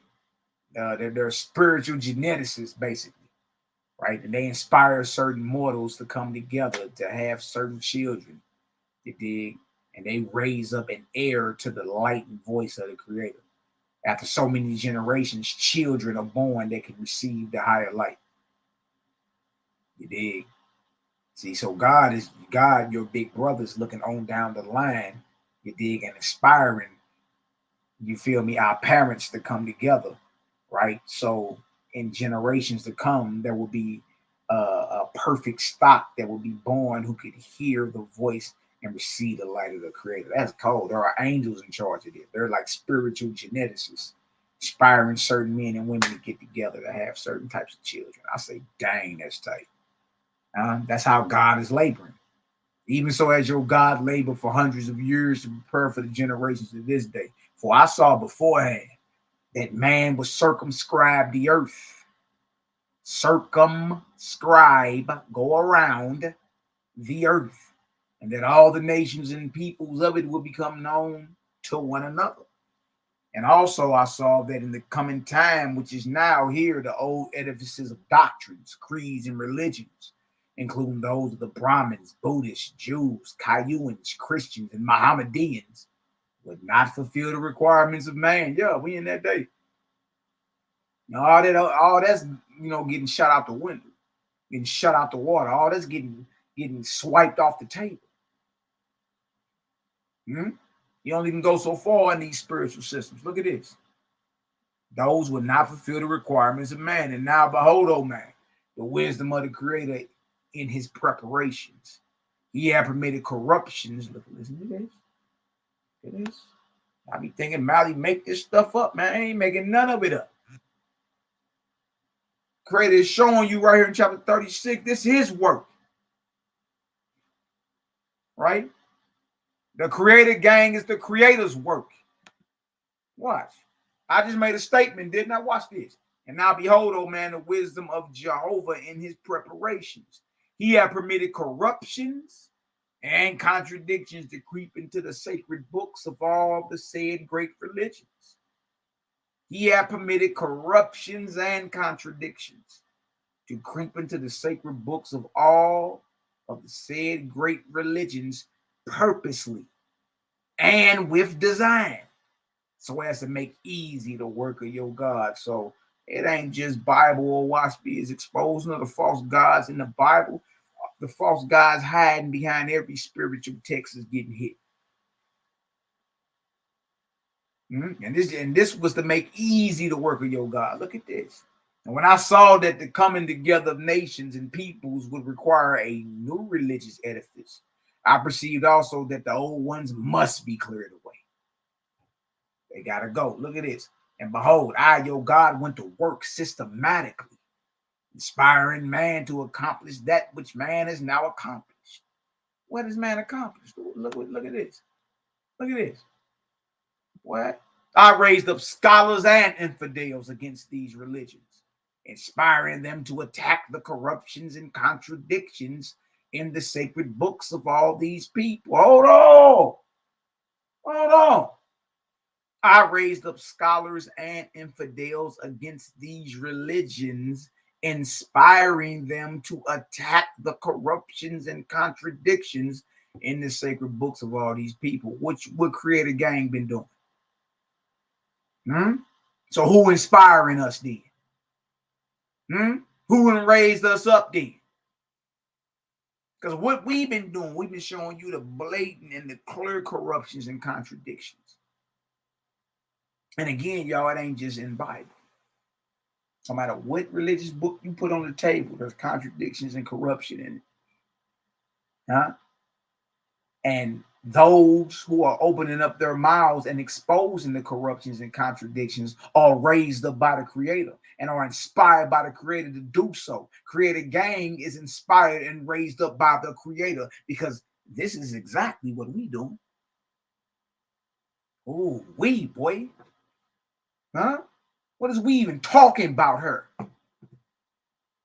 This ain't no what I believe. Now we know the Creator's with us. We ain't Marty cuddling. We ain't side jawing. This ain't no lick your finger scholarship. We ain't guessing about nothing. That's right and direct right there. That's right and direct right there.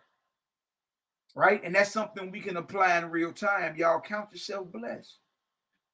Y'all, we probably would have never even met each other, even tried to hang with each other, none of that. Look at Jaja at work, man. You dig? And be thankful, right? Be thankful. It's exciting, but it's, it's also humbling at the same time. Like, wow. You dig? Most of y'all always been the black sheep of your family. Most y'all just always, for some reason, it just, whenever something new come through, it come through you. You know what I mean? Man, look, the Creator been dealing with you. It ain't nothing no millie mouth side jawing misfit can say.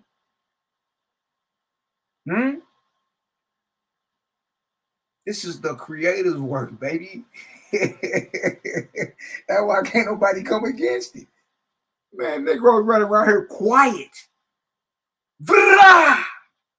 I raised up scholars and infidels against these religions, inspiring them to attack the corruptions and contradictions in the sacred books of all these people. And in the same time that remember, this is the Creator talking.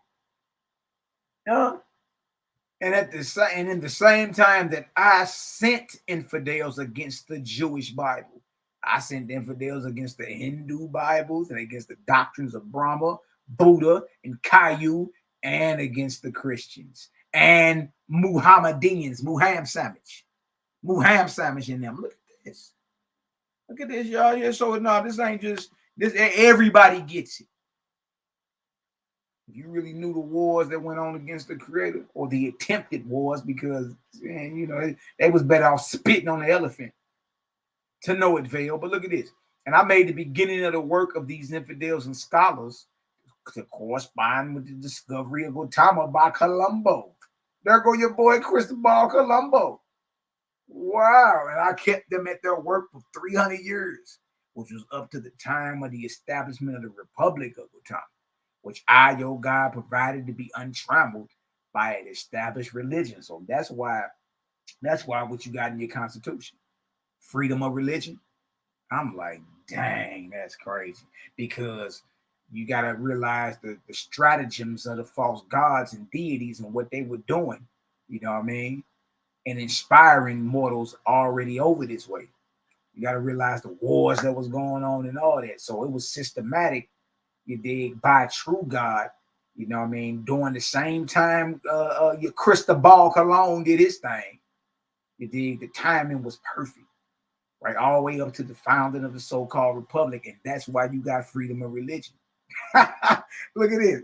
After my workmen, the scholars and infidels had thus undermined the old edifice. After my workmen, the scholars and infidels had thus undermined the old edifice.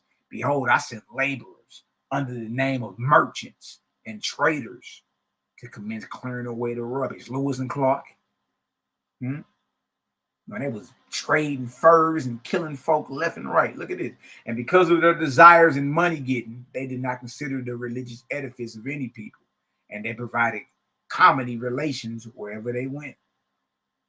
Courteous, respectful toward the other's person, laws, customs, institutions, civil, cordial, polite, agreeable, friendly, yada, yada, yada. They provided friendly relations wherever they went. For 100 years, these, my laborers, have been at their work, stripping off and clearing away the prejudice of nations, stripping off and clearing away the prejudice of nations and peoples against one another. You see that?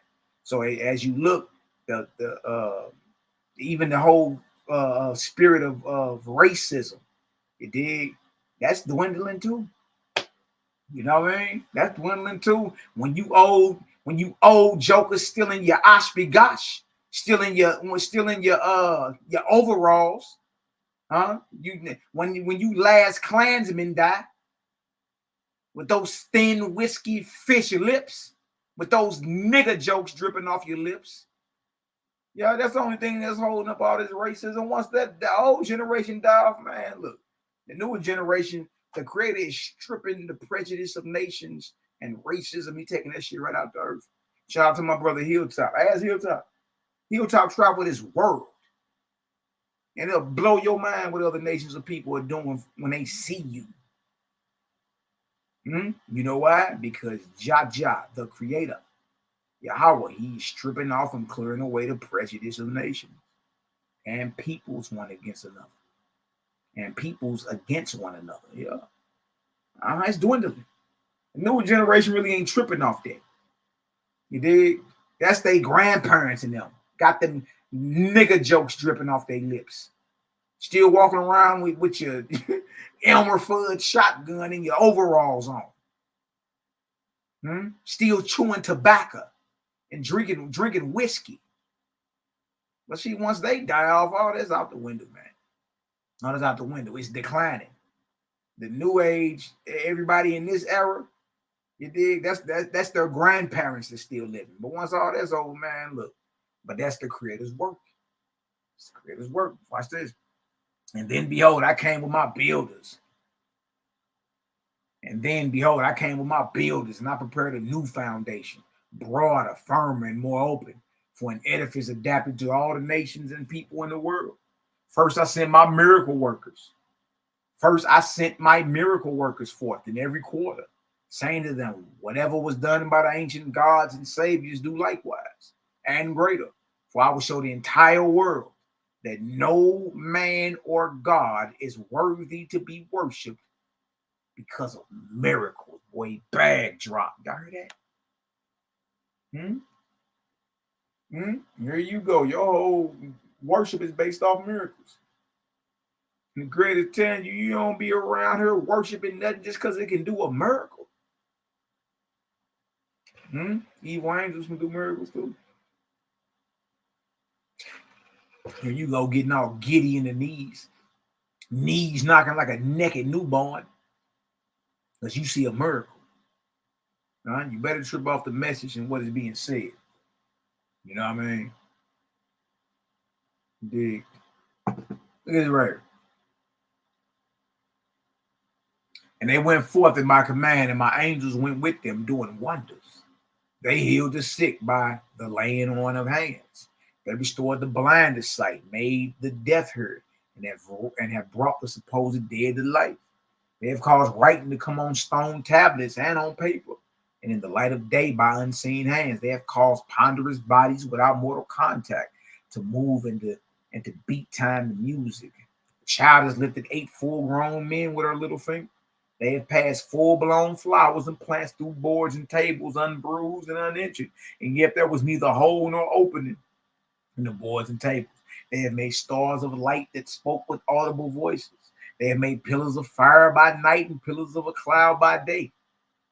They have caused the spirits of the dead to appear as if in flesh and blood, and while thus appearing, talk face to face with their mortal kin, who saw them, heard them, and by the subject of the discourse proved them to be the very angels of heaven, returned to their earth kin and friends. For the time of one generation, your God had thus kept open the gates of heaven, working through mortals by the angels of heaven. My testimony and my witnesses are hundreds of thousands. I do not hide the work of my hand and of my angels in a corner. I extend them abroad over the earth. I manifest in the cities and country places. I prove to all people that common men and women can do the miracles for which gods and saviors have been worshipped. Ball game. What is you saying? I prove to all people that common men and women can do the miracles for which gods and saviors have been worshipped. Yes, I give these powers to good and bad men, to good and bad women. For I show miracles in order to break down the worship of miracle workers. Here it is. See, even somebody that's evil can do a miracle. And here you go getting your knees slap happy just because you saw a miracle.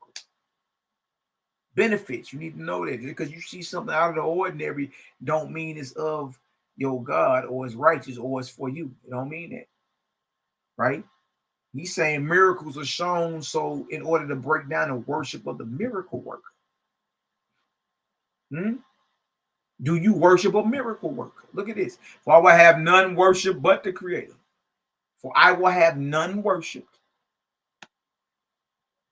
For I will have none worship but the Creator. And I have inspired angels to this end, and to the end that good works and wisdom shall be from this time forward the means of resurrection. And there's a ball game, boy. Good works and wisdom. That's simple. Righteousness done unto others. Wisdom is the application of knowledge. So you have to practically apply what you learn and be sincere in what you're doing. And this is the key and means to resurrection in the heavens. And I have shown also that only by harmony and the union of many can any great good come to the generations of man. Ooh, we cooking with the vortex. Give me a 5 up in the chat if y'all getting some understanding, man. You know what I mean? Ooh, we. Ooh, we, ooh, we, ooh, we. Ooh, we, ooh, we, ooh, we in the building. Yes, sir, man. Yes, sir. Yes, sir. Yes, sir. Yes, sir. Always an honor. Good to see y'all in the building. Bless up. Daryl Cosmon. What up, Art? Bless up. Darius in the building. What up, Art? Bless up. My brother Dion. What's the word, King? Bless up. I see y'all in the building. Got the elder in the building. The elder has spoken. Ooh, boy. I'm just hitting glue lights. Yeah, bro, be trying to make everything glue. Everything don't glue, man. Everything don't glue. Certain things are diametrically opposed. You feel me? You dig? A square is not a circle. Just what it is. All right, chapter 37. God reveals his method of work. Now we're getting into methodology. Is that what we doing? All right, give me 1 second, fam. 1 second. Hold on.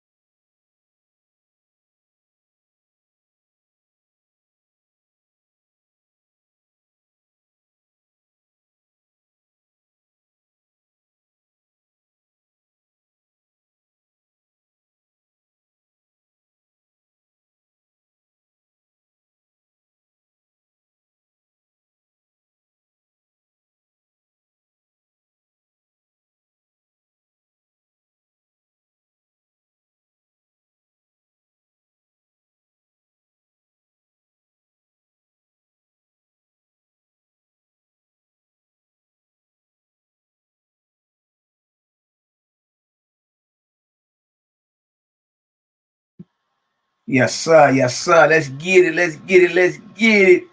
All right, let's get back into this, y'all. We're in the book of judgment. Oh, I speak, sky, earth, spirit. God reveals his method of work. Oh, man, all type of jewels and wisdom and a lot of insight. I really don't understand how anybody could be angry at what's being brought out. Right? If anything, you just being put on game. He's like, you know, man, like, watch out. You know, man, watch out, man. Like, hey, that's liberating to know your God ain't never commanded the flesh and blood to be eating and drinking, and he never even pretended that bread and wine was flesh and blood. Nor commanded it to be eaten in the remembrance of any man born of a woman. That's liberating. Okay. Okay.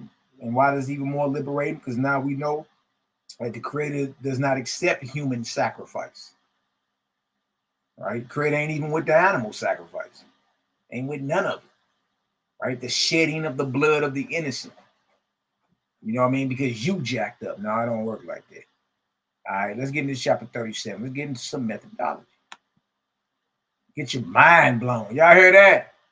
Y'all feel that? Get your mind blown. Look at this. God reveals his method of work. God said, do not think, oh man, that your God goes about accomplishing a work without system and order. Benefit. We hear it all the time, boy. Order. All right, but what is the order and system of the Creator's work? All we hear is, may all things be done decently and in order. Now here comes the decoder to show you, okay, well, what exactly is that order and system? How does it work? When does he work it? You know what I mean? So now you got to start taking your questions further. All right, instead of saying, okay, we know God created the universe. How did he create it? See, methodology. See, so no reason to be mad at the decoder. The decoder is coming through letting you know, like, yeah, the Creator did create everything you know in the cosmos and all that. And this is how he did it. Look at this. Truly, these are the first of my considerations. System and order is your God's first consideration. First, I send my Louis, my masters of generations down to the earth, to the nations and peoples where I intend to build my edifice. The Louis, masters of generations, or spiritual geneticists. Look at this. And my Louis, by inspiration, control the marriages of certain mortals, so that heirs may be born into the world suited to the work I have on hand. So it really be angelic inspiration that puts your parents together. So you could hear this light that you hearing today and have heard over the years that got you to this very point where you at. Y'all know there are angels that inspired your parents to get together and your grandparents to get together. And your great-grandparents to get together so you could be born to receive this light. You think it's a coincidence? Ain't nobody even talking about what we talking about in this earth? And this is not divinely inspired. This is not ordained. How about we know now that there are a certain ranking and classification of angels that inspire our great-great-grandparents to get together and our parents to get together so that we could be born in this day of Cosmon to hear and receive the light, man. That's cold. What is we even talking about her? You ain't read nothing that cold. That's cold. Nigga, that's cold. And my Louis, by inspiration, control the marriages of certain mortals. So, you know, that means Louis over there hollering at your pops like, dang, you know what I mean? Your pops over there feeling like, yeah, your mom's over there looking good, ain't she? Yeah. You did? Because the inspiration had to lead to an attraction that made them do some loin warfare to have you. Yeah, they had to commit loin warfare to have you. You know, they had to get it in. You know what I mean? So I was tripping out there like, dang, that, you know, that inspiration for your parents to get together and your grandparents to get together. That whatever that inspired, there was a Louis. There was an angel that inspired your granddaddy to get at your grandmama like, hey girl, come here. There was a Louis that inspired your pops to holler at your mama like, hey. You know what I mean? Yeah. That was a Louis. I said, oh, okay. Okay, so that means they have what? They have a sense of humor. They got to. Because whenever I've been inspired to, they got to look. They gotta have a sense of humor. They gotta be like almost comedians almost. You did? Because think about you going into Mac mode. Right? Think about you going into, you about to start flirting with little mama or some or sister. Think about when you get desired to look a certain way so you can catch the eye of a certain man or whatever. You know what I mean? Like these are Louis in certain times.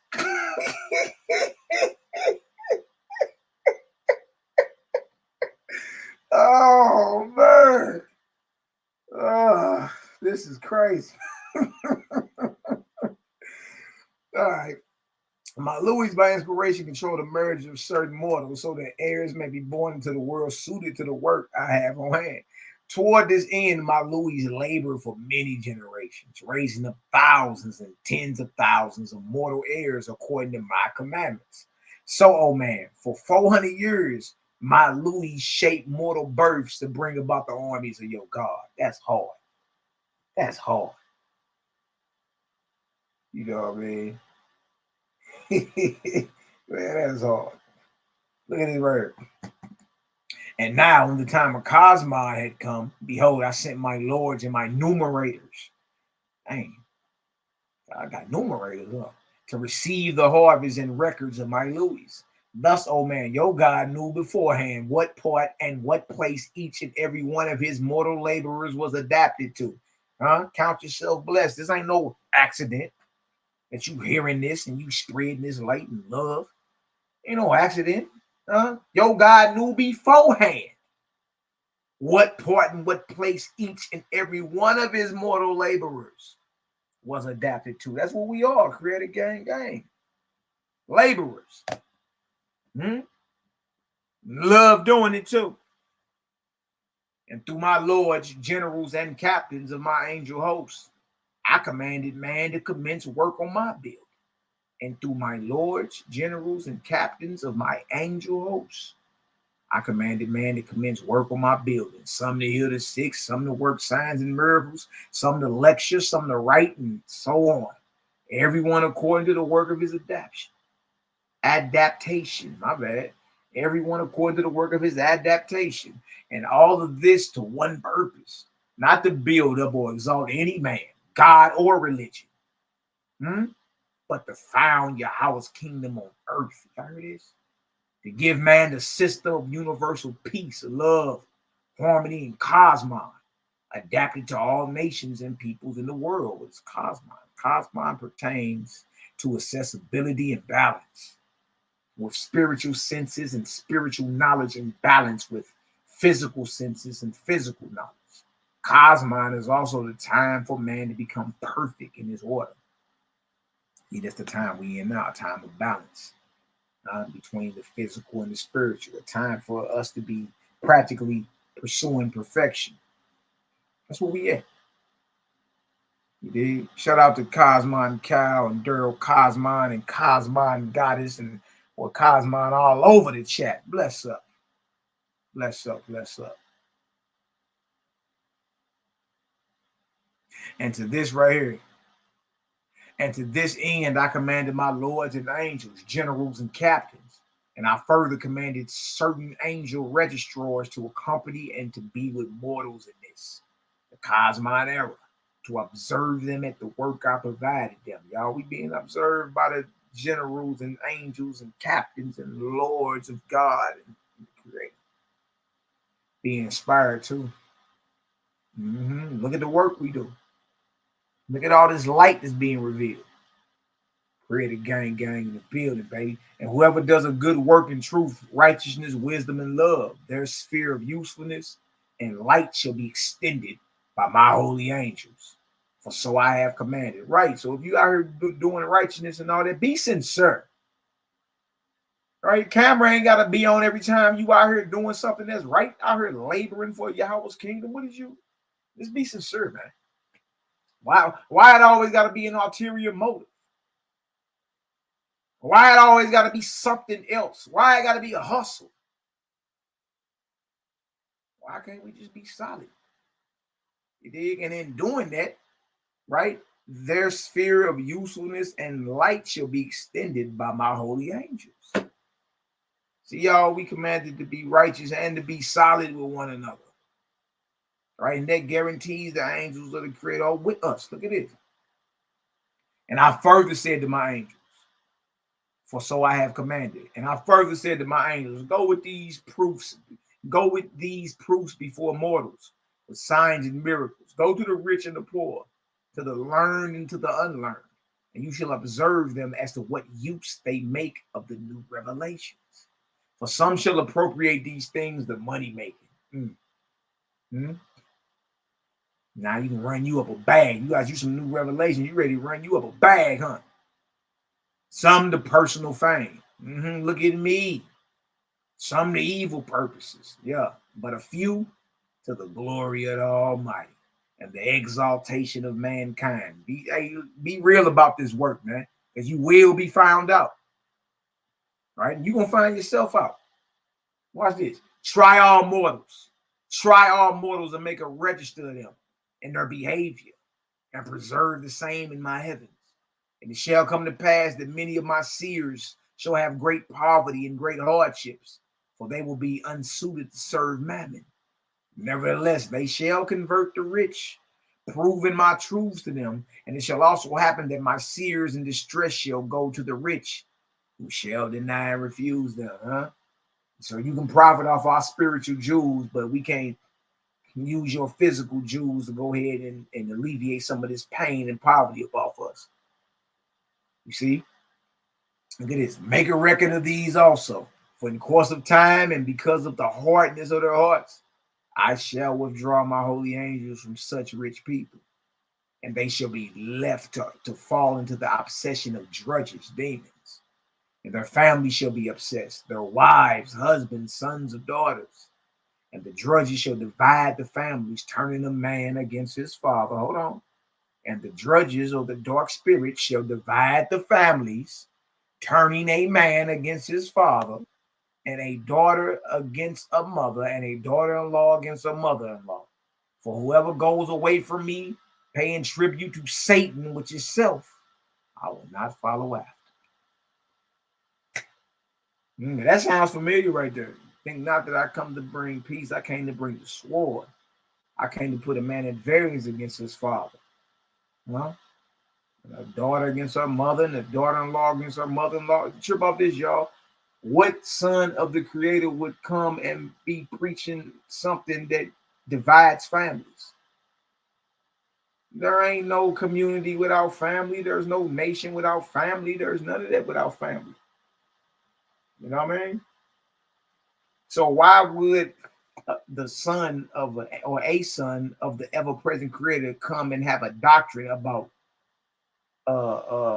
men against their fathers and daughters against their mother and daughter-in-laws against their mother-in-law? Or how about he never said that? How about that's a dark spirit saying that? And how about that's a demon or a drudge saying that? But Yahshua never said that. That ain't even in the Essene and Nazarene literature. Total different character. Look at this. And the drudges shall say, do not think we have come to send peace on earth. We come not to bring peace, but to bring a sword. That's Matthew 10:34. See, everything attributed to Yahshua is not of him. Just like everything attributed to the Creator or God in the Bible is not of him. So you got to know what you read. The Bible still can be used as a tool. You just got to know how to use it. Right? Everything ain't right and exact in there. Right? And it really takes for you to use what the Creator gave you, which is his voice. You what everybody calls common sense. It's time for us to start using that. Does that make sense? Us knowing the character of the Creator, knowing that he ain't with the bloodshed, none of that anyway. And only by affiliation, harmony, and unity can any good come to mankind. So what you mean you were son of the Creator, but you're here to divide up families? When affiliation is what's required. Community is what's required to even get to the second resurrection. Ooh-wee. Ooh-wee. And families of the unrighteous, being obsessed with drudges, shall keep their convictions secret, and they shall say, this is lunacy, meaning derangement. Others being as if they belong to the new dispensation, shall say, no, we know nothing of it. Behold, we are good members of the church. And now accordingly, all such matters were recorded in my heavens, and such mortals became known to me.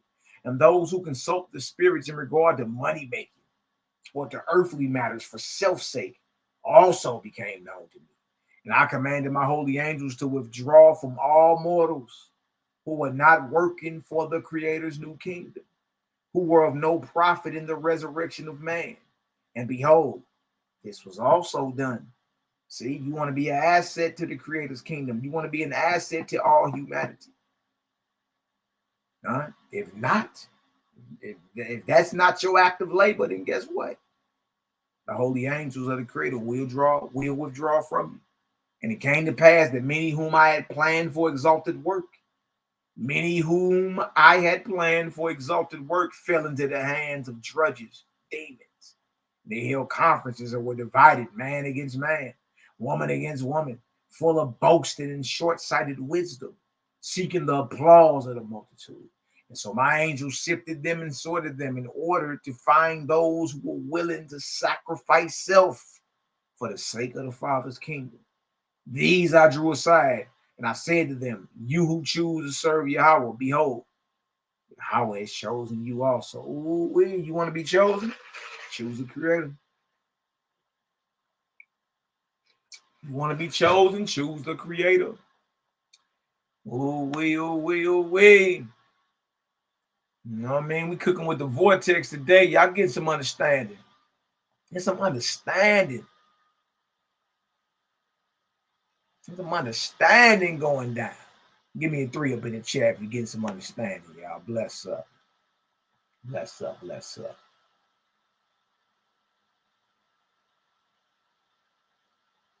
Okay.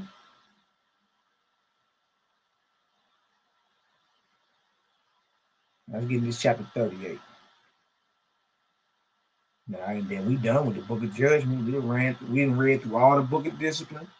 We done read through all the book of judgment. We're going to get into the book of divinity, the book of inspiration, the book of knowledge.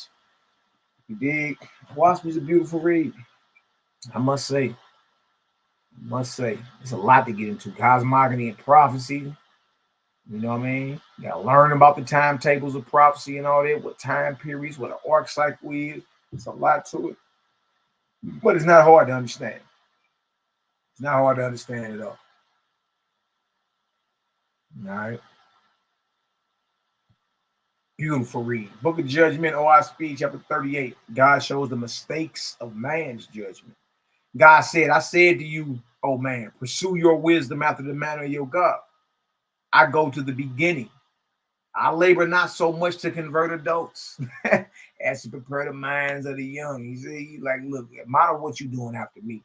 And that's a lot of us going to have to realize that a lot of these old jokers stuck in their way. Big brother them say, I go to the beginning. I labor not so much to convert adults as to prepare the minds of the young. Now behold, because I told you this, you sought to have children born to you after the manner of gods. You said, I understand the new kingdom. I have the solution for raising up a new generation on the earth. I have chosen me, my woman, who also comprehend, and behold, our offspring will be very gods. But I admonish you, saying, you open the door for adultery, you should surely go down. You will not profit by the wisdom of ages. I had held up my hand and said, one wife, one husband. Now hear me, oh man, in a new cycle, man always runs to the extreme opposite of the old eras. and so brings upon himself new ones that he did not know of. I say to you, the new edifice shall be of all that was good of the past, of things proven in heaven and on earth. Also, I say to you, it shall be of the young and not of the adult, because you have attempted to beget offspring for the new kingdom. You of all men are the most unfit. What? My laborers shall not have desire to be either fathers or mothers, nor shall they seek in any way things that belong on the earth, nor have passions that belong only to the earth. Nevertheless, they shall be the founders of the Father's kingdom on earth. And with the young, they shall gather up hundreds and thousands of infant orphans and castaways and take them into colonies. Now, see what we're going to be doing? And these infants shall be fed, clothed, and raised up, not after any man's whim or conceit, but according to the accumulated wisdom collected from all the different nations and peoples in the world, as to how to make the best corporeal and spiritual men and women. Saying, look, so we got to practically apply all this. And it's all about the short letters. That's what it sounds like. Sound like the short letters. You dig? And that we have the liberty to practically apply whatever will make us better. Right? That's the time you win. Verse 15. Behold, it has been proven in the warrior in Polges. What is that? Boxer, fighter, scrapper, contender, belligerent, brawler. Behold, it has been proven in the warrior and brawler how to raise a savage man by flesh diet, by animal sandwiches, and in harmonious surroundings, and in nations and tribes of peace, how to raise a virtuous and industrious man on herbs and fruit diet. Ball game, boy. 1881. Everybody talking about vegan today? Or fruit? They said it's been proven. You want to raise somebody that's ferocious? Animal sandwiches and inharmonious surroundings, but of peace and virtue, herbs and a fruit diet. These are things for you to learn, oh man. These are things for you to learn, oh man. Going at the subject systematically to find the best way to make the best men and women out of the infants entrusted to you. Not only as the diet, but as the clothing and as the comfort and cleanliness, and to avoid disease, and as the strength, suppleness, and swiftness, and as the virtue and modesty, and as to education, practical and theoretical, and as to industry and quick perception, and as the willingness to work for one another, and to trades and occupations, and as to pastimes, amusements, and recreations, including singing, dancing, and playing with great joy and delight. See, we ain't over here boring. Look at this.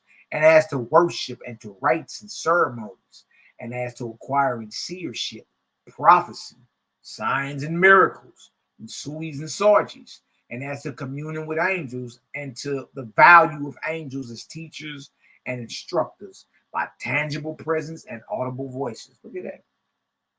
These are the things the children ought to be raised up or trained up and learning.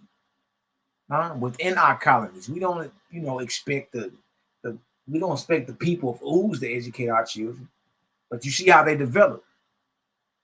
All this is them developing. It's not just the diet. See that?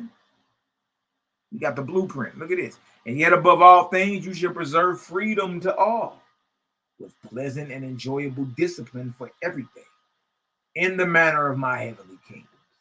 So the discipline is even pleasant and enjoyable. It's to make you better. Remembering that every faculty in every one shall be cultivated to the utmost. We're supposed to be growing every faculty and every skill, and every gift in everybody within the community.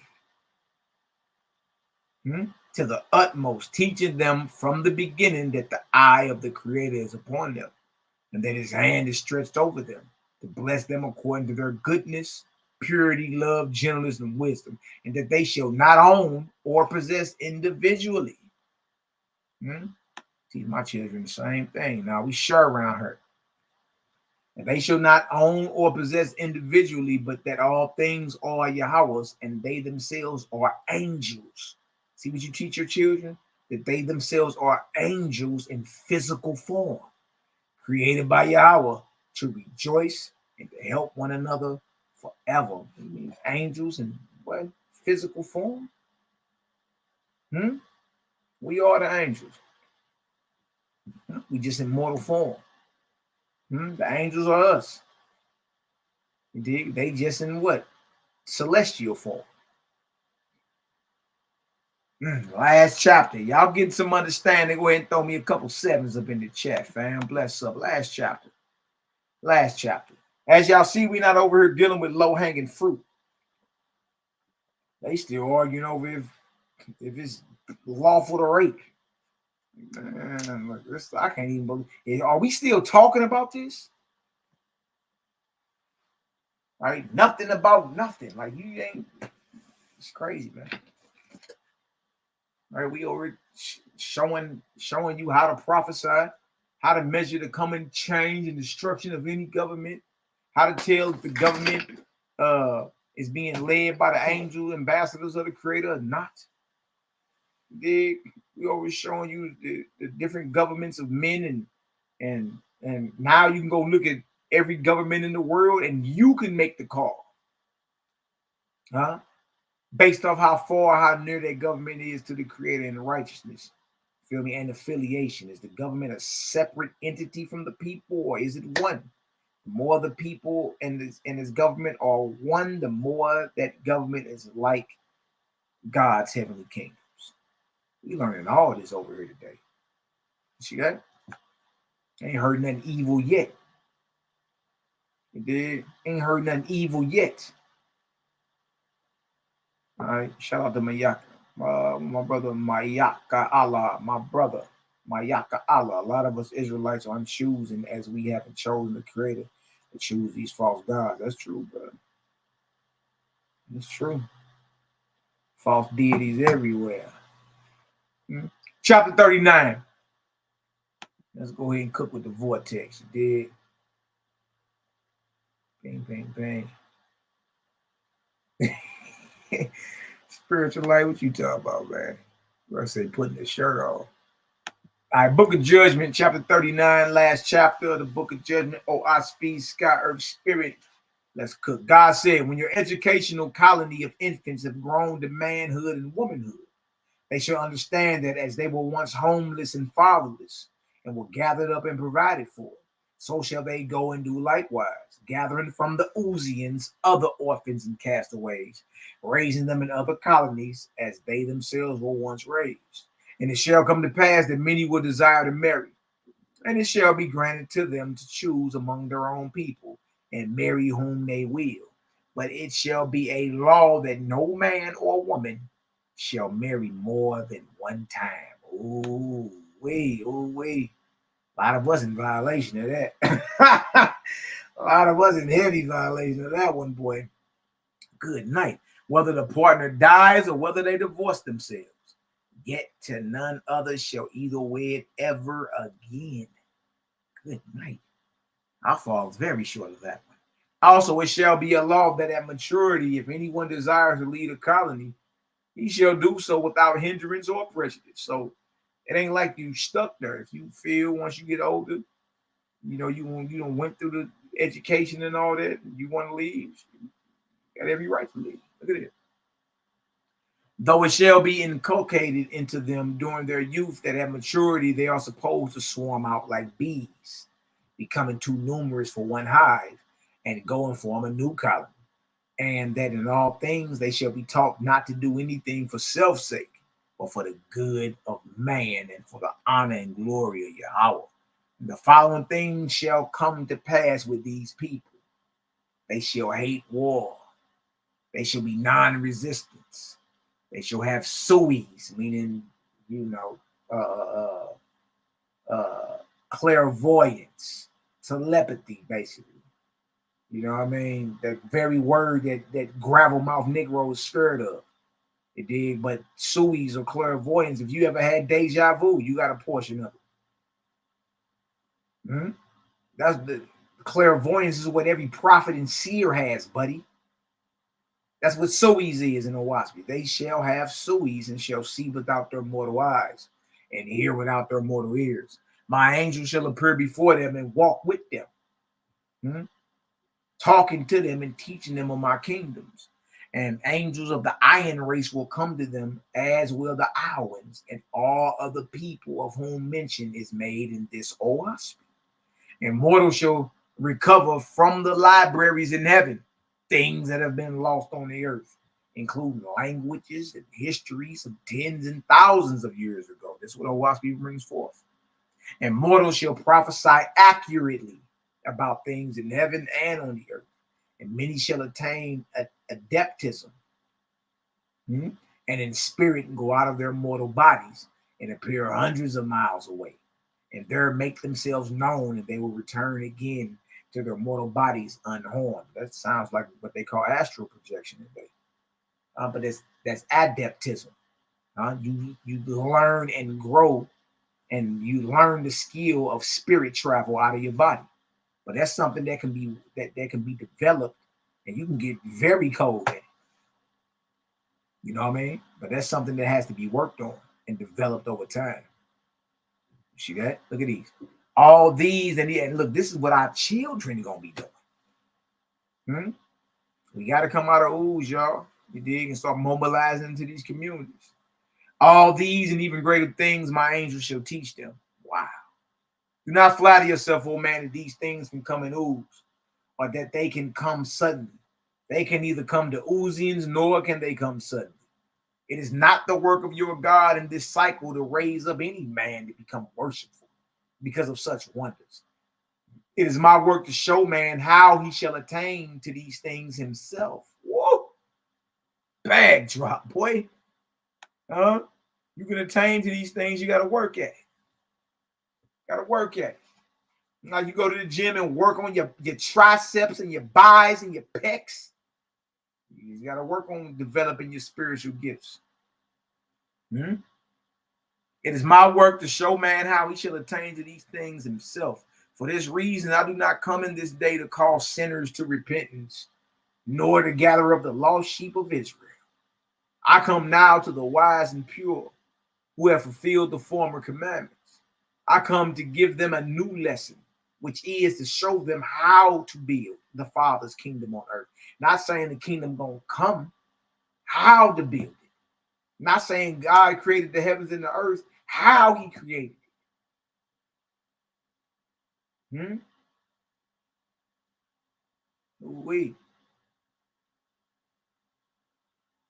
I come to raise up a new people in the world, greater than ever has been. Those that I sent have cleared away the old edifice. I come not as a destroyer. I come as a builder. Into your hands, oh man, I give the key to the heavenly kingdoms. Hold on, y'all want the key? Because in Revelations, it talk about those who had the key of David.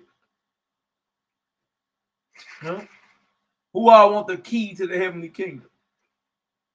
The key goes into a lock. It must be unlocked. What is the key? What is the password to the heavenly kingdom? Y'all paying attention? So we ain't just telling you there's a key. We giving you what you need so you can do what? Use the key to unlock the code or to unlock the lock. Into your hands, oh man, I give the key to the heavenly kingdoms. Remember, the password which admits you to the all highest kingdoms is, drum roll, Jehovah, the I am. Bag drop, boy. Yahweh the I am. Jehovah the I am. Bag drop, boy. What is you talking about? What is we even talking about around here? Honestly. Wait. Spiritual gifts are real and others have just been brainwashed. Yeah, man. Look, even OWASP be revealing how you can develop your spiritual gifts, how you can develop your telepathy, your clairvoyance. Right? If you ever had deja vu or any type of premonition, or if your dreams come true, you got a portion of suis. You got a portion of clairvoyance. You're a prophet. You're a seer. You dig? Or a prophetess or a seeress. You just got to develop that talent or that gift. No difference than going to the, that's just in the spirit. No different than going to the gym and physically developing your muscles. You got to work at it, don't you? All right. Y'all got some understandings today up in the chat. If you got some understanding today, drop me some 8s up in the chat. Dig, I wanted to come on and handle some business. I got some free time today. So I'm like, oh, you know what? Let me go ahead and get down. Let me go ahead and get down with the fam. You dig? Get down with the fam.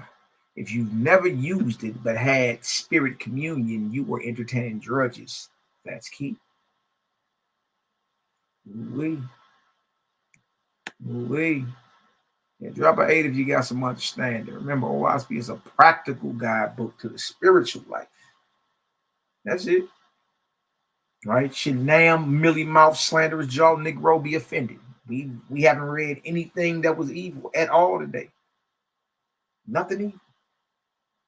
If anything, it gives you, it exposes where the darkness is at and lets you know what you need to do to practically apply this light. Drop these light bombs. You did. The Waspy out here hitting like steel, boy, clearing the block. Stop acting like you done read, you know what I mean? You've been dealing with information like this. Stop it. You know, we even find out today it is the creator that's inspiring the creative game, raising those up to expose the contradictions and corruptions everywhere, not just in Bible, everywhere. So that means the eye that raised us up and inspired us is the creator, Yahweh, Jehovah. You dig? So yeah. We learned a lot today. It was a beautiful ride. You know what I mean? I'm about to park my Kualu, my fire ship, right on for, treading the Ethereum firmament with your brother. You did. Y'all go over there, like, subscribe, share. I got my brothers in the building, Cosmological. Go over there, like, subscribe, share. You did. I got my brother Daryl Cosmon somewhere up in here. Look him up on Facebook. Daryl, you need to get your YouTube, big dog. Y'all tap in with my brother Darius, a living son. He's a published author around this deal. Y'all tap in. Y'all go over to SHALOM TV, like, subscribe, share. We out there. Y'all like, subscribe, share. Let's go check that last live out them brothers did. Him and Cal P did a live that was powerful. Them brothers talking about everything from the different ice ages to the continent of Pan, the flood, Noah. Brothers was going in, cosmogony, timetables of prophecy.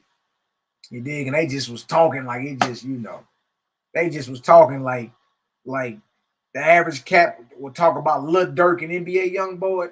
They was talking about this high level information with ease. Y'all go check out that last live on SHALOM TV.